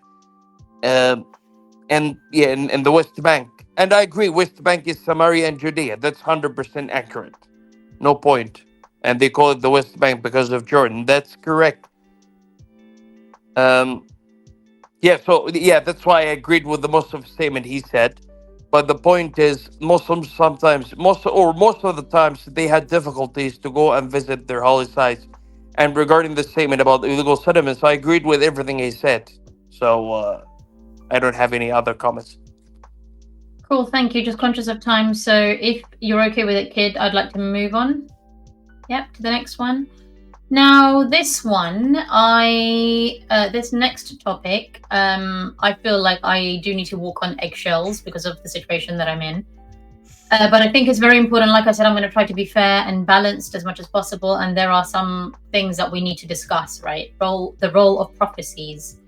So I think, Mustafa, you've been challenged on this as well on one of the previous lives you came on, where someone mentioned some of the prophecies in your religious scripture in relation to Jewish people and what's going to happen to them, etc., etc. And then I think you said, oh, but that's for the end of times. That was talking about the end of times and not now. So my question to you is, and please, and I'm sure you will answer honestly, but do you think what has the role been of prophecies in this whole situation? Right. I Has it think been helpful? Have they been helpful in this situation, or what has been the impact of prophecies? I mean, the roles of prophecies, they're not having a role of being helpful. It's just a prophecy. It's a prediction that something is going to happen. This going to happen. That going to happen. It might not be helpful, but it's just telling you what's going to happen. That's what prophecy means. So it doesn't have a specific role, except if something is going to happen. That's what you're going to know. It's a future prediction. That what it means. And I actually said it before, and I said it a lot of times. I said it basically all the time that Israel's demise in 2 years, and I have my reasons to believe this, and this will be part of the prophecies. Is it actually connected with this topic, roles of prophecies, or ahead? Because I don't believe prophecies have roles. But if you ask me, why do you believe in prophecies? I think I can give you answers. If you ask me, what prophecies do you believe in? I think I can answer. I think the It, role of prophecies, because and again, like I said, because I feel like I need to walk on eggshells, there's a more direct way I could ask this question, but I feel like I don't want to offend people from a particular community, but I do feel I need to ask the question that I have heard several people from my own faith talk about prophecies and talk about how there's not going to be many Jews left at the end of times and this kind of stuff, and almost talking about their extinction, which I find unhealthy. And I feel in this kind of situation, when we're talking about, on one side, my understanding of Zionism is a preservation of Jewish people, then on the other side, there are some prophecies that some people may believe in that is predicting the end of a particular community. Do you not think that these two things are gonna clash? um, Actually, I think most of the people nowadays, they're not believing in prophecies. I mean, they're not bothered, especially the kid. I mean, he heard a lot of prophecies about Israel being demolished. He's not even bothered. He's not giving, a damn, to be honest. He doesn't care because he doesn't believe prophecies are true. He doesn't believe something is going to happen. So obviously, I mean, I think you shouldn't be bothered if you hear demise of a certain group. Let's say, as I said, Israel will be demolished. Actually, I didn't say the Jewish people or the ethnic group or a certain ethnic group is gonna be vanished. I mentioned the state itself. I'm mentioning the buildings. I mentioned the materialistic state that's gonna vanish. I didn't mention group of people. So I don't believe it's toxic because I'm speaking of a country that's gonna demolish. I didn't say the Jews will disappear. Actually, we believe. I think the Jews should thank us because we believe they will be at the end of times. They will still. They will be still there. And guess what? They are 16 million over the world now. So if we believe they will be existing in at the end of times, so that means they're gonna live longer and they're gonna survive. And they, by the grace of God, they're gonna be present at the end of times, which is a really good thing because end of times could be tomorrow, could be after million years. Nobody knows when. So I think it's not really toxic or anything, but it's end of times sign. Everybody shouldn't be bothered. I mean, everybody has different. I mean, you yourself, you're neutral. You're not believing in any, which is fine. But I think, you know, at least you believe you're gonna die one day. Does that make you feel toxic? No, of course. This is a destination that's gonna happen to you one day. So That's really what I believe. It doesn't affect any communities, and people should believe what they believe. It's a prediction. It doesn't Okay. at first. Yeah. And no, and I do understand your angle in terms of actually, and the point you made is actually there is a positive way of looking at it, that because there are prophecies talking about Jewish people in the end of times, that means they stay until the end of times, that they don't become extinct. So that is a positive way of looking at it. I think my concern was more about some of the interpretations that some people have, that I personally heard growing up as well, that I found unhealthy. And like I said, because I feel like I'm walking on eggshells, I feel like I will now pass over to the kid. Would you like to say anything about this? Yeah, I think I share your sentiment of you, Lubna, of the idea, and I think you have mentioned it a few times, the self-fulfilling prophecies, and I think that's what we're having right now. Some Muslim imams are encouraging people to make those prophecies. Some Muslim imams, extremist Muslim imams, are trying to make this prophecy happen.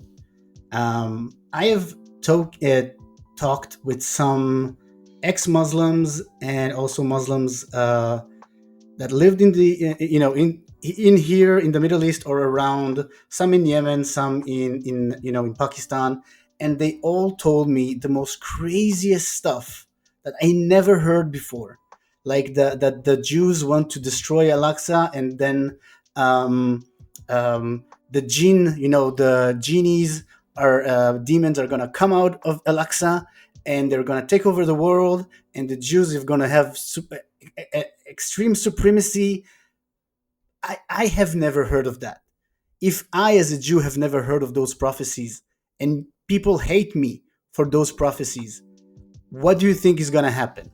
What do you think is going to be the end, like the end goal of those kind of ideas being established in people's heads? Now, I agree that sometimes we can tell stories and context is key, right? Like here in Israel, we are talking about some fights, some wars we had in the Torah, and some people who are, against us, with us, whatever. But we're not teaching to hate those people. We are taught it as a kind of like historical story of being fought. We won. We now we're eating in Hanukkah, whatever. We are never taught that those uh, historical events happen because because we need to hate people. Again, the same with the idea of prophecies. I never heard even the most extreme ideas of prophecies of extreme Jewish sects. They never claim that somebody would destroy something, kill someone, um, hate. I don't wars. I don't remember that. Correct me if I'm wrong, but I don't know.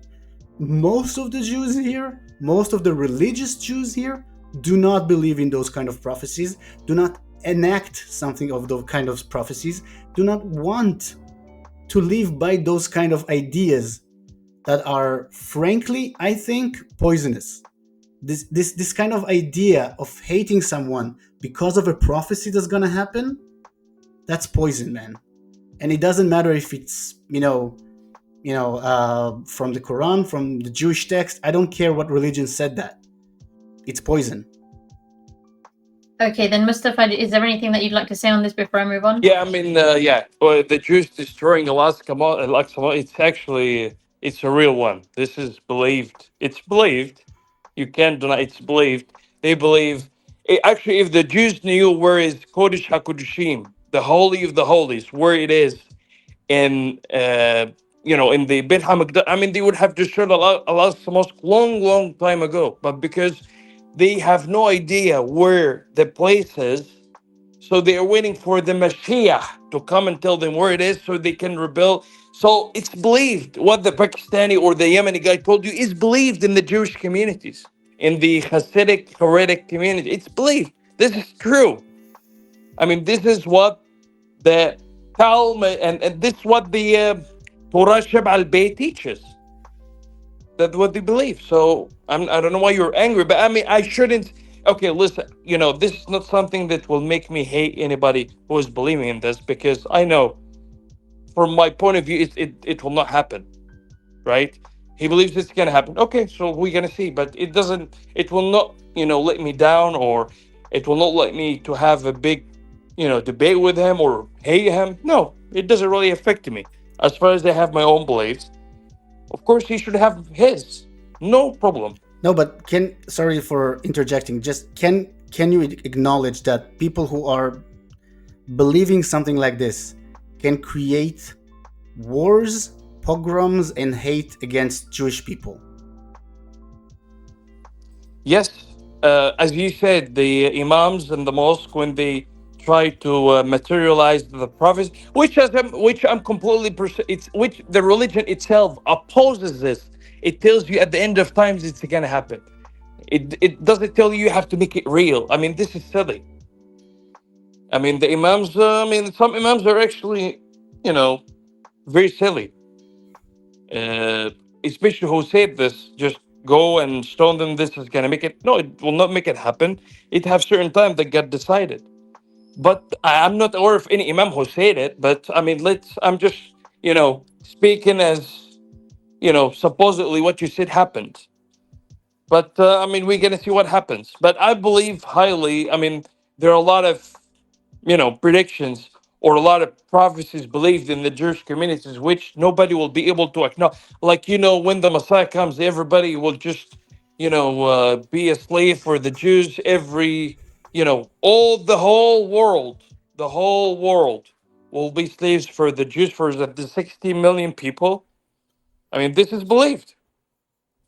You get other beliefs as well, which believes that the Messiah will completely, Hamaran, the previous Rishon LeZion, the guy was from Iraq.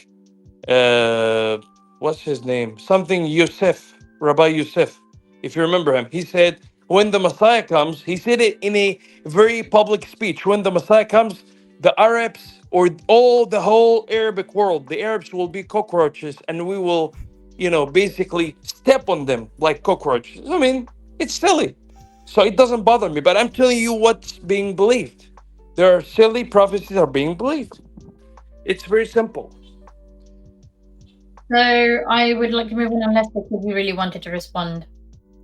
Just a little thing. So first of all, again, like a lot of imams are saying crazy shit and stupid stuff, a lot of also Jewish religion leaders have said a lot of stupid stuff. What I said is that I've never heard a concrete something that was written in the Torah or in the Talmud or anything that was said that, the idea is that something is going to destroy and people are going to die and there's going to be a great war. I never heard of that.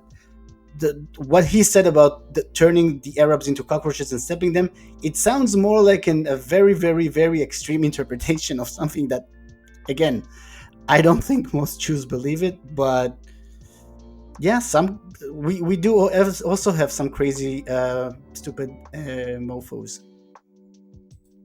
Oh, and just one thing, your Hebrew is very good. I think you should keep studying it. You have a very good Hebrew.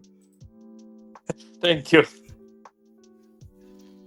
Fantastic, guys. Thank you for this. And I'm just going to make sure both of you, yeah, fantastic. Can I just say before I move on, I just want to do this on a timely basis. Otherwise, there's no point of doing this later. And thank you so much. I feel like the conversation's been absolutely amazing so far. So this person that I'm about to block, before I block someone, I always say why I'm blocking someone. So this person has falsely accused me. Lubna straight out threatened all Jews with her Muslim hate that Israel shouldn't exist. Karma, Lubna, karma. And then she goes on to falsely accuse me of Lubna being threatened with death by her fellow Muslims, but blames Jews. Like, I don't know what she's talking about. And then she goes on to say, anyone that wants to end Israel hates Jews. You are poison. Again, that comment is to me. Lubna, you will have karma by spreading hate. I'm out. Bye and good luck. And then thankfully you guys have supported me. So thank you so much, Alex. You have been supporting me. And thank you very much, Lisa. as well. And thank you very much, Jake, as well. And there's lots of you others, and I won't, of course, be able to put on all the comments, but I'm just like to thank you all because I am blocking this individual and I don't want anyone to then question that I was unfair, because there's been other comments that she's put about said things like, if anyone wants to end Israel, they'll be sent a pager and stuff like that. And I just feel like it's a bit too much, and she's spreading hate for no reason and fake news. Fake news is the stuff that I'm more scared of, because I feel like that's put me in danger in the past as well. So, and I don't want people now falsely thinking now I'm against Jews, and then someone else, another extremist from the different side comes after me. So I am very cautious of that. So this person's about to get blocked. Right, now the last point I'd like to make now, we're coming to the end of this, and then I'm going to invite guests on the stage. I would like to understand from both of you, what do you think the future looks like in that is fair, but also realistic in terms of a solution and a way forward? Who would like to go first? I can go to Mustafa first, the kid, or you. Yeah, okay, Mustafa first. I would like to, go on. All right. So the future for Israel, right? Israel-Palestine situation, yes. All right. Yeah. For me, the future of the conflict is in 2 years' term. As far as I told you, I am highly believing that Israel is going, because I mean you're surrounded by people who doesn't like you, right? It's how many countries you're surrounded by which nobody likes you from them, the people, everybody. So, and even now the hatred is spread all. I'm not against Jews. I have no problem with the Jews because it could be understood wrong. People could accuse me of being anti-Semite. I'm not really anti-Semite, but I believe Israel is not gonna last. Why? Because history tells us when they started the King David, the Davidic kingdom, how long it lasted. 79 years. After it, what happened? It was the Hasmonean kingdom. It was 78 years or maybe 80 years. They never lasted a king. So I'm following history, right? I'm following history. I like history.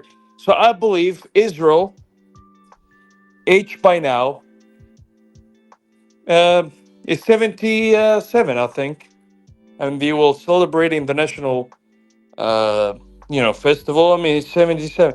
So it's in 2 years' time, or maybe maximum 2 year and half, Israel is going to be completely abolished from the world. Not the Jews. I'm not saying the Jews. I'm saying Israel, the state of Israel. So I believe will be the solution as well, because if Israel doesn't exist, there you go. You don't have conflict. You don't have war.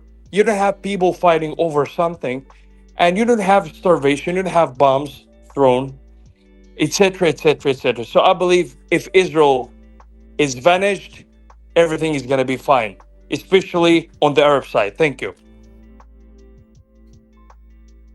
Yeah, go on, the kid. Yeah, well, first of all, I have to acknowledge the last part because it's a very important part.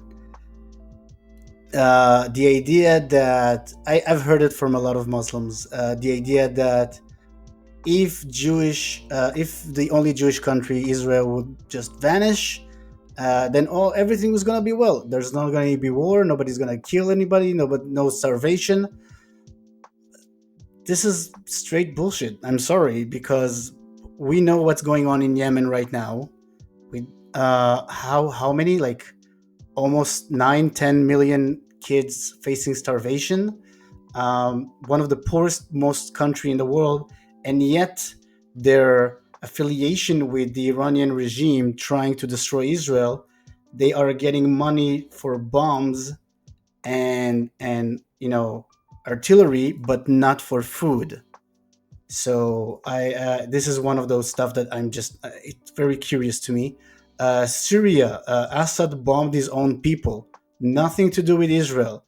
White phosphorus, bombs, indiscriminate killings, imprisonment. We have just seen some of the people that were imprisoned and were set free. I think one of the examples was a mother with a child inside of a prison in Assad. Nothing to do with Israel. Lebanon, the civil war in Lebanon between the Palestinians and the Christians. Nothing to do with Israel. Israel came and tried to help the Christians, right? Because they saw it as a political, move. But it didn't start because of Israel. It didn't finish because of Israel. So, and I can keep going and keep going, but the idea that no Jews, no wars, never gonna happen, especially not in the Middle East. So, Can yeah. so just I just want to comment. so yeah, so just I'll just finish with the idea of the future and solutions, Okay. because I think it is very important. I have listened to, and I'm following a few Palestinians who are trying to build bridges, trying to talk and have a solution of how we're moving forward. I don't agree with everything they say, but I do agree that communication is key. Education is key. When we have people in Gaza and the West Bank, in Lebanon as well, that we saw teaching their kids Mein Kampf, Hitler, and martyrdom ideology, religious ideology that, the more Jews you kill, the more happiness you will have in the afterlife. This is one of the biggest problems. If we don't strike the idea of education of hate, and I mean from both sides, okay? We don't have an education of hate in Israel. Not in a big sense of we have it in our educational system, but we do have some parents, we do have some families who are teaching their kids, don't trust the Arabs, don't trust the Muslims. And I understand that some of them are coming from a reactionary point, reaction to what happened on October 7, reaction to years and years of terrorist stuff, and reaction of the Intifada, the second Intifada. So people are feeling like they can't trust each other. But as long as we don't keep talking, as long as we just see each other as the enemy, and as long as one side will teach hate on the other, we can never move forward. And two-state solution, one-state solution, I don't care, as long as we can all here in this place live peacefully. I really don't care. For me, either can be fine. But in the end, we just need those two things to be addressed: communications and education. I don't want to see dead Palestinians. I don't want to see dead Jews. I don't want to see dead anybody. So, and yeah, I think this is the best solution that we can have to move forward. Cool. Mustafa, is there anything else you'd like to say? Or Yeah, I just wanted to say he mentioned some countries like Yemen, Syria, and I just want to say all these, Lebanon especially. I just want to say all these countries, Israel has hand in them, and Israel bombed them. So of course, if Israel gets out of the Middle East, these countries are gonna be absolutely fine. I mean, they bombed by Israel. They are Israel's. They've been victimized by Israel. So of course they're gonna be fine. So I just want to emphasize, if there is no Israel in the Middle East is going to be 100% better. It's going to be 100 million times better. There is no question. I highly believe this, because before Israel existed in the Middle East, we were better. Of course we were. And we will. Just 2 years' time. Thank you. cool. And unless the kid you really want you to respond to anything, I was about to move on. Just a quick thing, yeah. Wars in the Middle East. I mean, you're Sunni, right? Do you want me to? I am. Yeah. So you probably know about the whole wars and problems Sunnis had with the Shiites, right? Sunnis have been systematically oppressed, or being chased, or being killed by Shiites. Correct me if I'm wrong. And again, we are talking about not just the Sunnis, not just the Jews, not just the Druze, not just the Kurds, not just the Yazidis, not just Muslims themselves are killing Muslims. This is one of the problems that the Middle East have always been facing. Jews did not change the equation. Israel did not change the equation. Nothing has changed unless some internal thinking will start.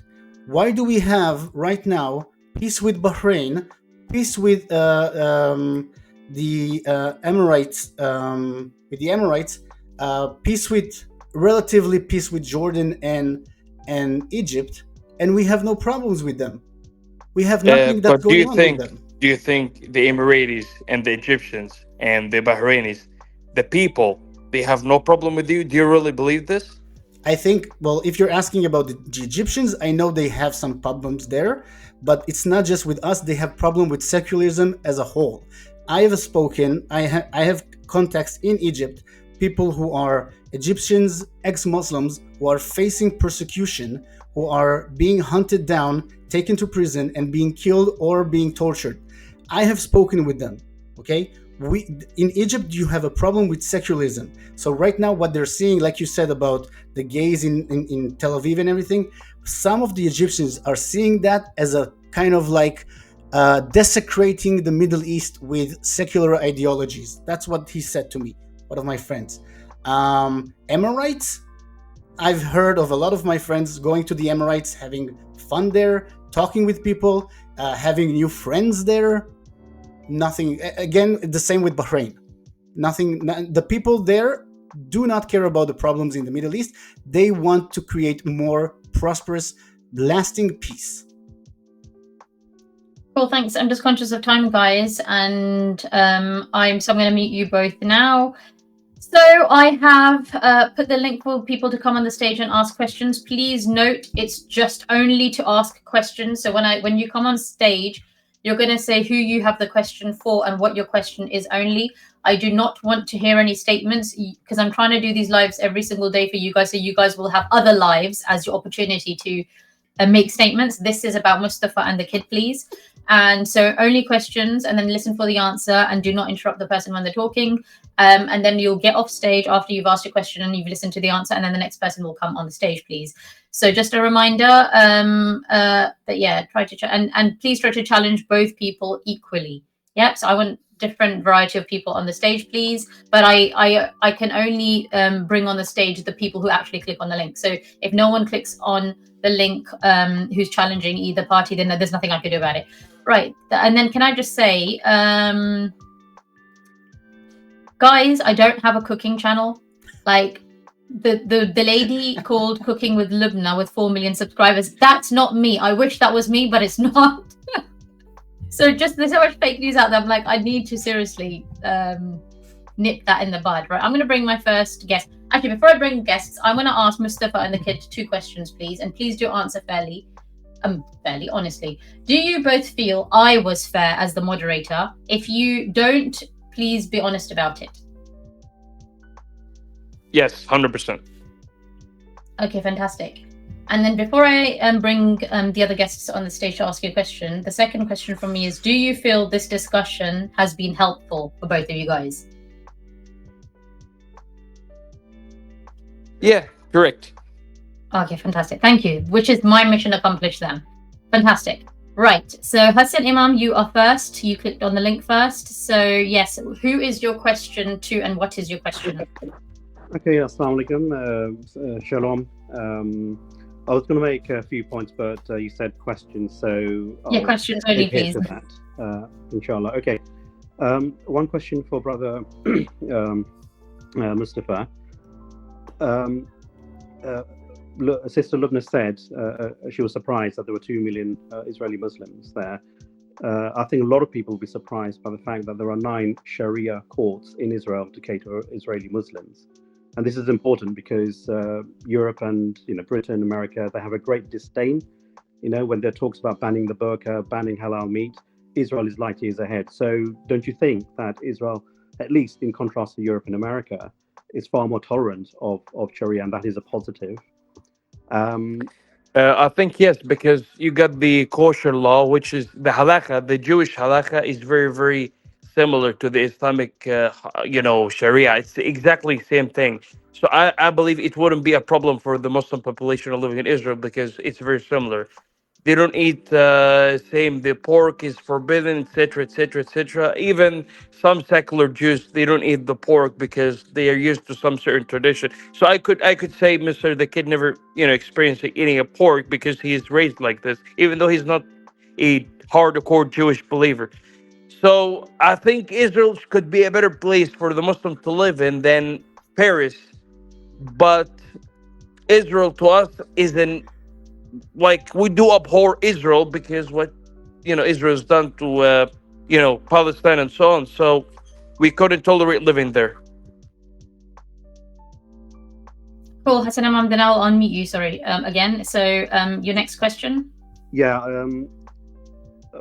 Okay, you're saying Israel is abhorrent. Well, I think what Hamas did was really, really, the trigger point as well. But anyway, question.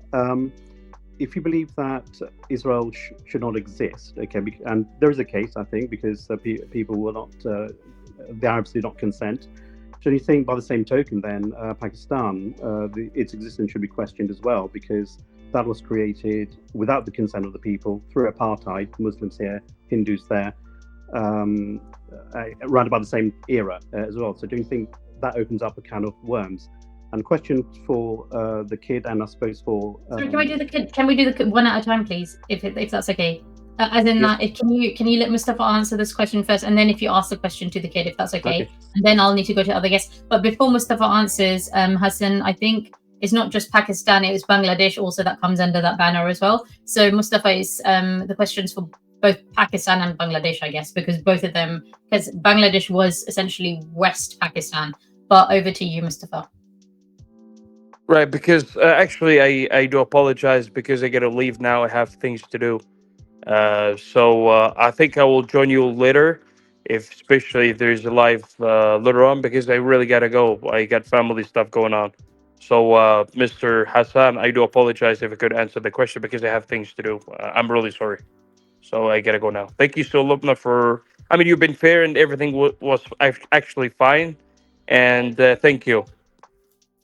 Thank you for coming, and I appreciate you've got other stuff to do. So, yep, see you later. Fine, fantastic. Sorry, Hassan, is there a question you want to ask the kid? Sorry, I muted you by accident. The kid, and then I can let the kid answer. Yeah. Yeah, inshallah. Thank you, and alhamdulillah, it was a good discussion, and may we have more of this. Do you think that the real solution here, and this is what really annoyed me when I looked at the media in general, the solution is Abraham, Prophet Abraham. He's the one, and Isaac and Ishmael as well. That is the connecting point with Muslims, Jews, and Christians. Isn't the Abrahamic Brotherhood, what would he want us to do? Fight or live in peace? So don't you think following Abraham and his principles is actually the solution to unite Jews, Christians, and Muslims in that area? That is a fair and interesting point.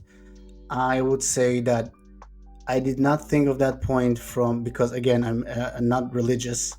I do think that there is a case to what you're saying for a lot of religious people on both sides. And I think that some people would need this kind of encouragement coming from a religious point, saying that in the end, we are all the sons of Abraham, Jews, Christians, Muslims, that doesn't matter. Again, if that's your belief, if that's what, I am not against it.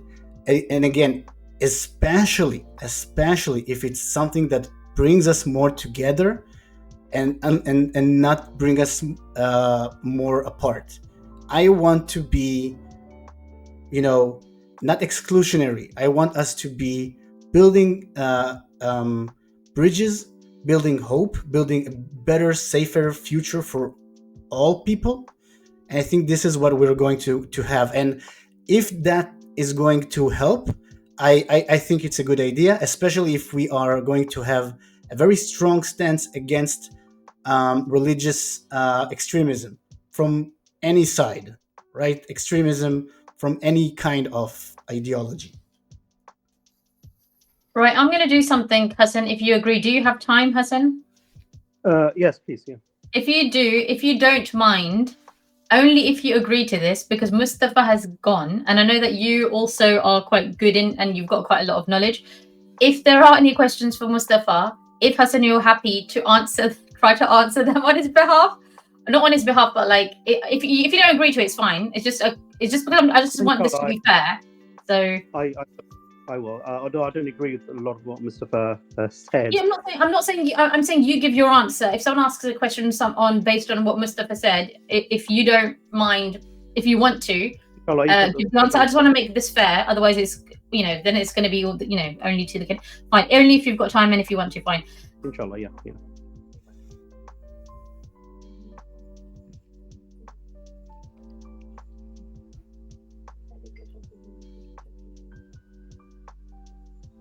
Hello, sorry, Spicoli. I didn't realize I'm on mute. Welcome back. Can I just warn you that, of course, no statements, please. This is just, if you could please ask your question.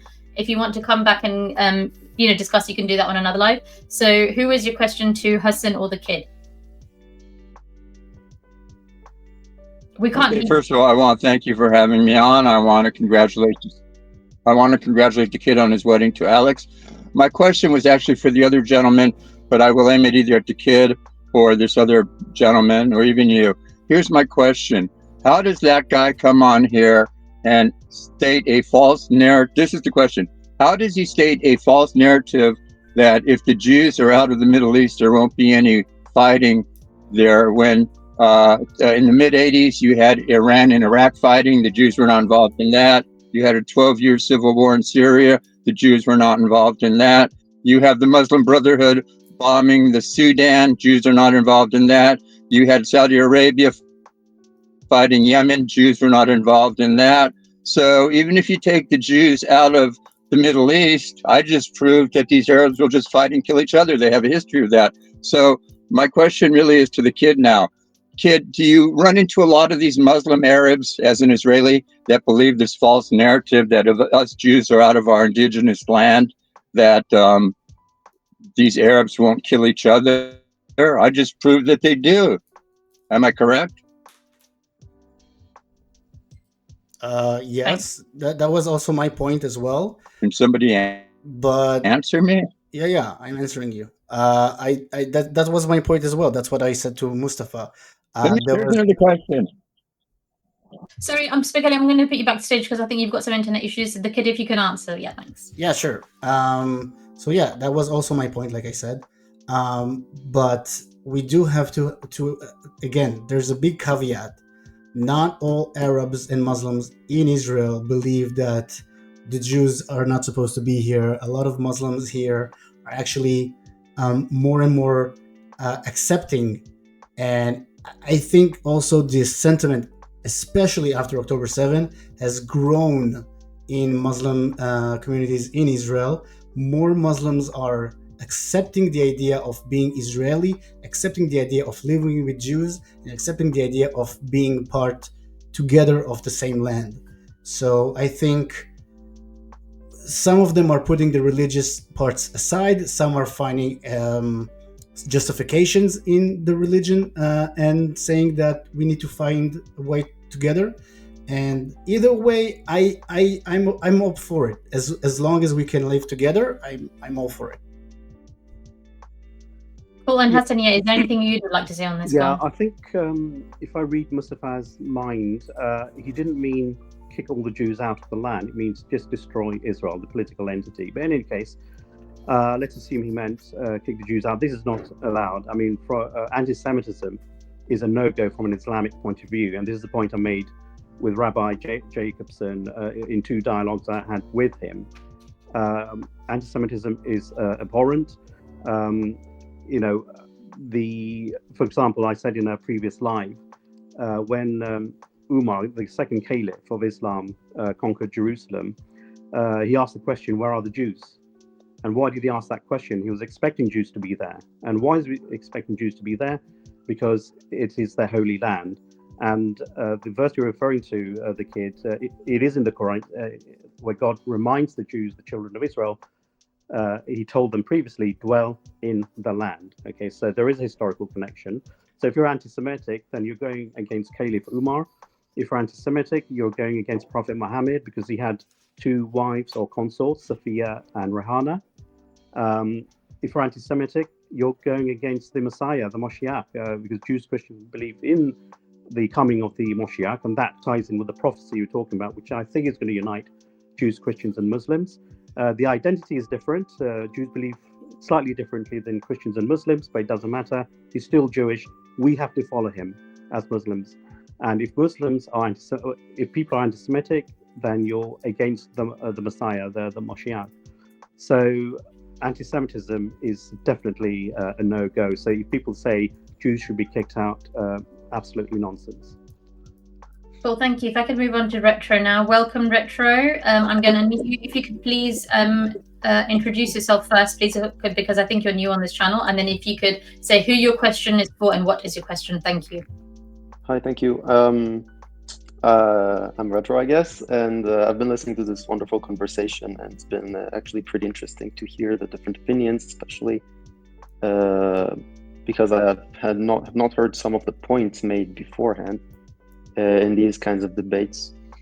I wanted to direct my question to the kid and go back to one of the questions that was addressed on the show, whether there is a contradiction in the fact that many Israelis or Jews are not heavily religious or that much believing in God, and yet they think that God gave them the land. Could you perhaps think that this apparent contradiction can be solved by that many people believe instead that their connection to the land is more historical and ethnic, as though most of the Old Testament and the history of the Jews has happened in the area, and thus they're the descendants of those people and they have blood or historical connection, instead of kind of religious commandment to have this land because it was God who gave it to them?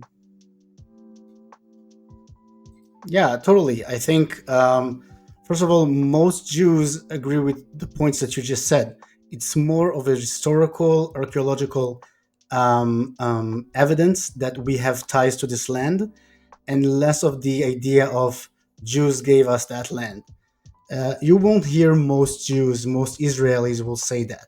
Most Israelis are not going to claim this land was ours and because God gave it to us. No, this land was ours because we were inhabitant of this land before. And the reason why, again, we have not made this state as a Jewish only state is because we don't believe that this land is a Jewish ethno state.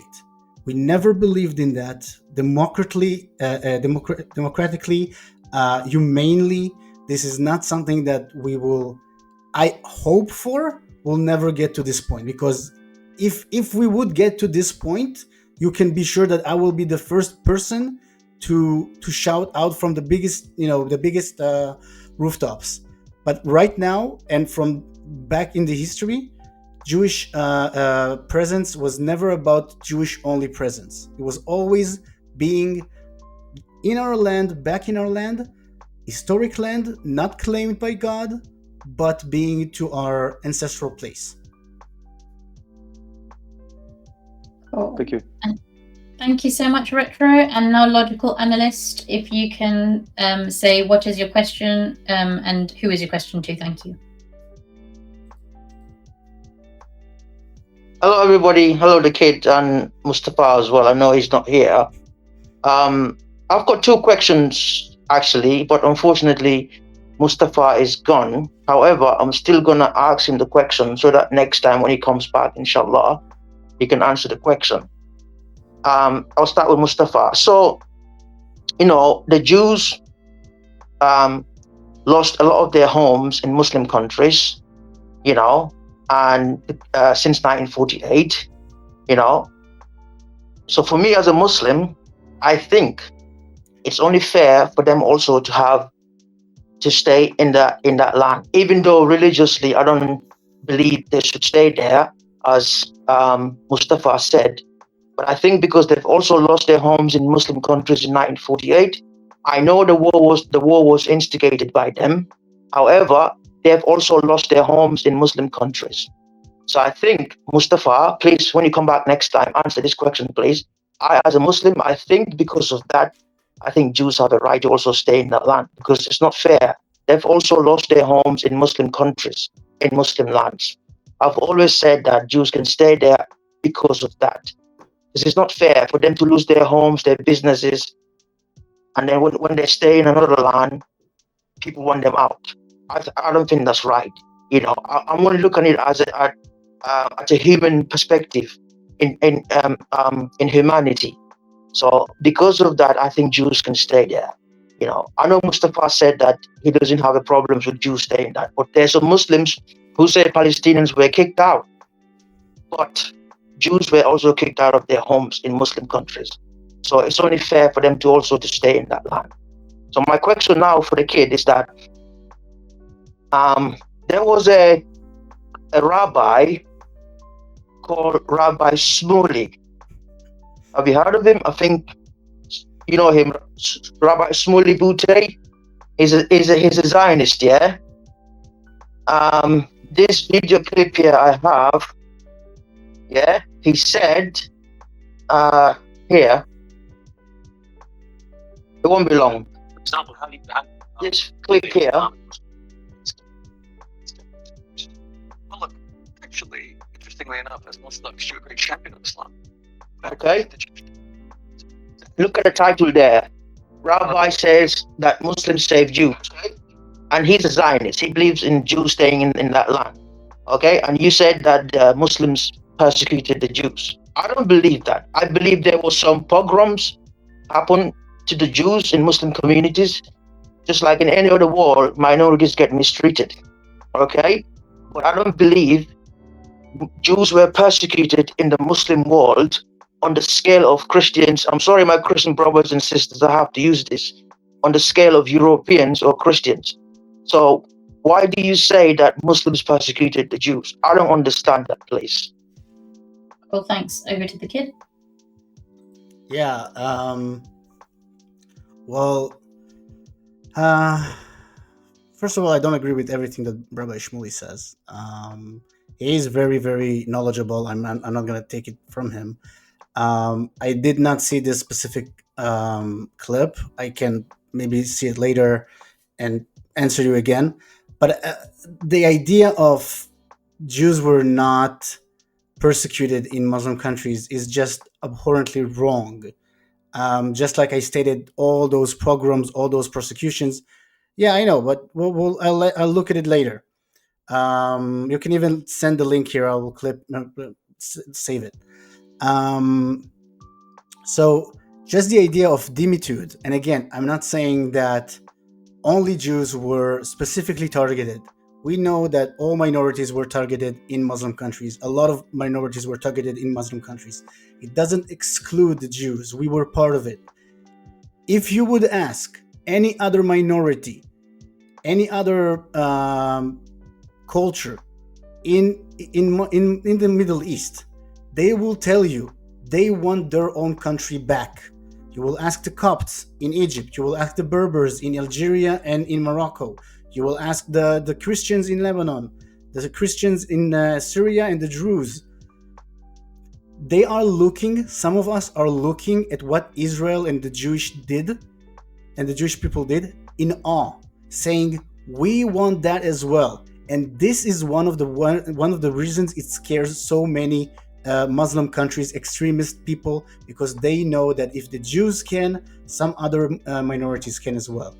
And they are trying right now. I'm hearing again some words are about how they were going to separate Syria, make it a few states, maybe for the Kurds, maybe for the Druze, maybe for the Muslims and the Christians. I don't know if it's going to happen, but I will be glad. I will be the first one who will be glad for any other minority in the Middle East to have their own autonomy, for have their own state, for have their own ideology protected, because we have nowhere else to go. They have nowhere else to go. So if we're looking at it in a humanitarian way, this is the only way forward, I think. Or just stop persecuting them. This is also something. But you cannot say that Jews were not persecuted. And we're not playing the game of, again, numbers game, because just because 6 million Jews and a lot of pogroms happened in Europe, it doesn't say that what happened in the Middle East is okay. Let's be clear about that. Cool, thank you. Can I just read out a super chat and a few comments? David says, you're a beacon of light to all communities, Lubna. When we talk, we can understand each other. Please keep up this very important work. So thank you so much. But then sadly, and of course, every person has critics. But this person is saying, Lubna, you are allowing lies to be spread. Feel free to unsubscribe then, because only those people can comment who have been subscribers for at least 5 minutes. I don't know why you guys, if you don't support the channel, why you're coming here. And then another person, Patrick James, is saying, this channel will fall soon. I can see it. Thank you very much for your prophecy. Not welcome though. So, Hassan, is there anything you'd like to comment on in terms of the question that Zach asked? Otherwise, I'm going to go to Alex. No, I mean, I think, there may have been, I mean, we can't have a romanticized view that, all Muslim empires treat minorities well. Generally, they did treat minorities well, and I think there was a book out called Jews in the Arab World. I forgot the name of the author now, and there were very, very positive relations. And of course, there would have been oppressions as well, which is absolutely anathema to how Muslims should treat Jews. And I do agree, Rabbi Botiak, Shmuley Botiak, he did say that Islam saved the Jews when obviously they were kicked out in 1492, and the Muslim empires embraced that. And we have to go back to that brotherhood that we had before.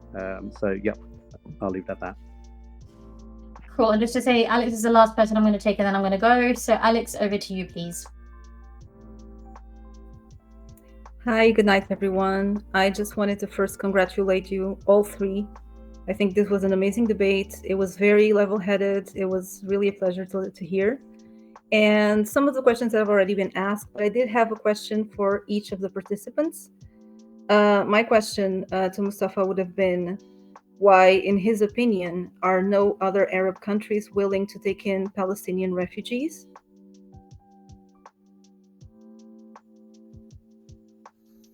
So I'm wondering if maybe... Oh, do you want Hassan to answer that? Okay, fine. Go on, Hassan. I can go ahead with that. So when I spoke with Rabbi Jacobson, it was this particular point about the concept of the Ummah. Ummah means the Muslim family. And I said that, yes, we can criticize the IDF, and there is a human catastrophe in Gaza, as well as what's happened to the Israeli hostages and families, etc. Where were the adjoining Muslim countries to take in the Gazan civilians to protect them temporarily before they were returned? It is a dereliction of duty. Where is this Ummah thing that we keep on hearing about? So I did criticize Jordan and Egypt. They should have taken in the Gazan civilians. We wouldn't see the enormous death toll and tragedy we see today. And I gave an example of Sheikh Hasina. She was the Prime Minister of Bangladesh until she was kicked out last year in a protest. A few years ago, she took in 700,000 Rohingya refugees from Burma, right? Even though Bangladesh is not exactly a rich country, she said that, no, we can share our food. 700,000. That she did the ummatic thing. Although she's seen as a very secular Muslim leader, she did what the Muslim governments should have done, in terms of taking in the Gazan civilians and saving lives. I hope that answers the question. It did, absolutely did. And my question to the kid would be, because people were talking about this in the comments and they were asking questions, and I think it's an important clarification about the participation of Muslims in Israel in the IDF, if you could clarify that. Sure, of course. So I personally know a few Muslims who not just participated in the 3-year terms, but also had stayed and have been commanders of people who were under them. Some of them were Jewish also, so there were commanders, like Muslim commanders on Jews, and still they are. The basic reasons I've heard from them is, this is our country, us as Israelis, this is our duty to fight, and we will do anything that we can. Now, a caveat: Muslims and Arabs in particular, even Arab Christians, are exempt from going to the army. We do not force them to go to the army. Nas Daily, I don't agree with him totally. Not everything, but he is an Israeli Palestinian, and he said recently in an interview, I think everybody should subscribe to the IDF. Hasidic Jews, Muslims, Christians, because in the end we are all living in this place together, and we are all sharing the same land, sharing the same resources, having the same duties, having the same democratic rights. So we should stop with the separation. I think it's more complicated than just saying that, but I do agree with his sentiment of sharing the burden, sharing the economic burden, the defensive burden, and the idea of a shared land. This is not supposed to be a land for one people. Hopefully, I answered your question. Cool. Right. If I can add to what the kids said, that it's not meant to be a land for one people, I agree.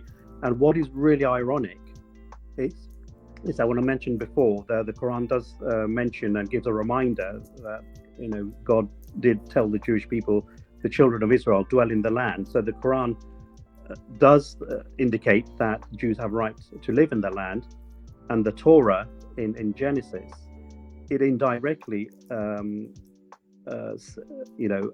supports the idea of Arabs, the children of Ishmael, living in the land. It's amazing. You know, the Quran is talking about the Jews, pro-Jewish, and the Torah is talking about the Arabs. So there's more things in common than what we, you know, than what differences we have.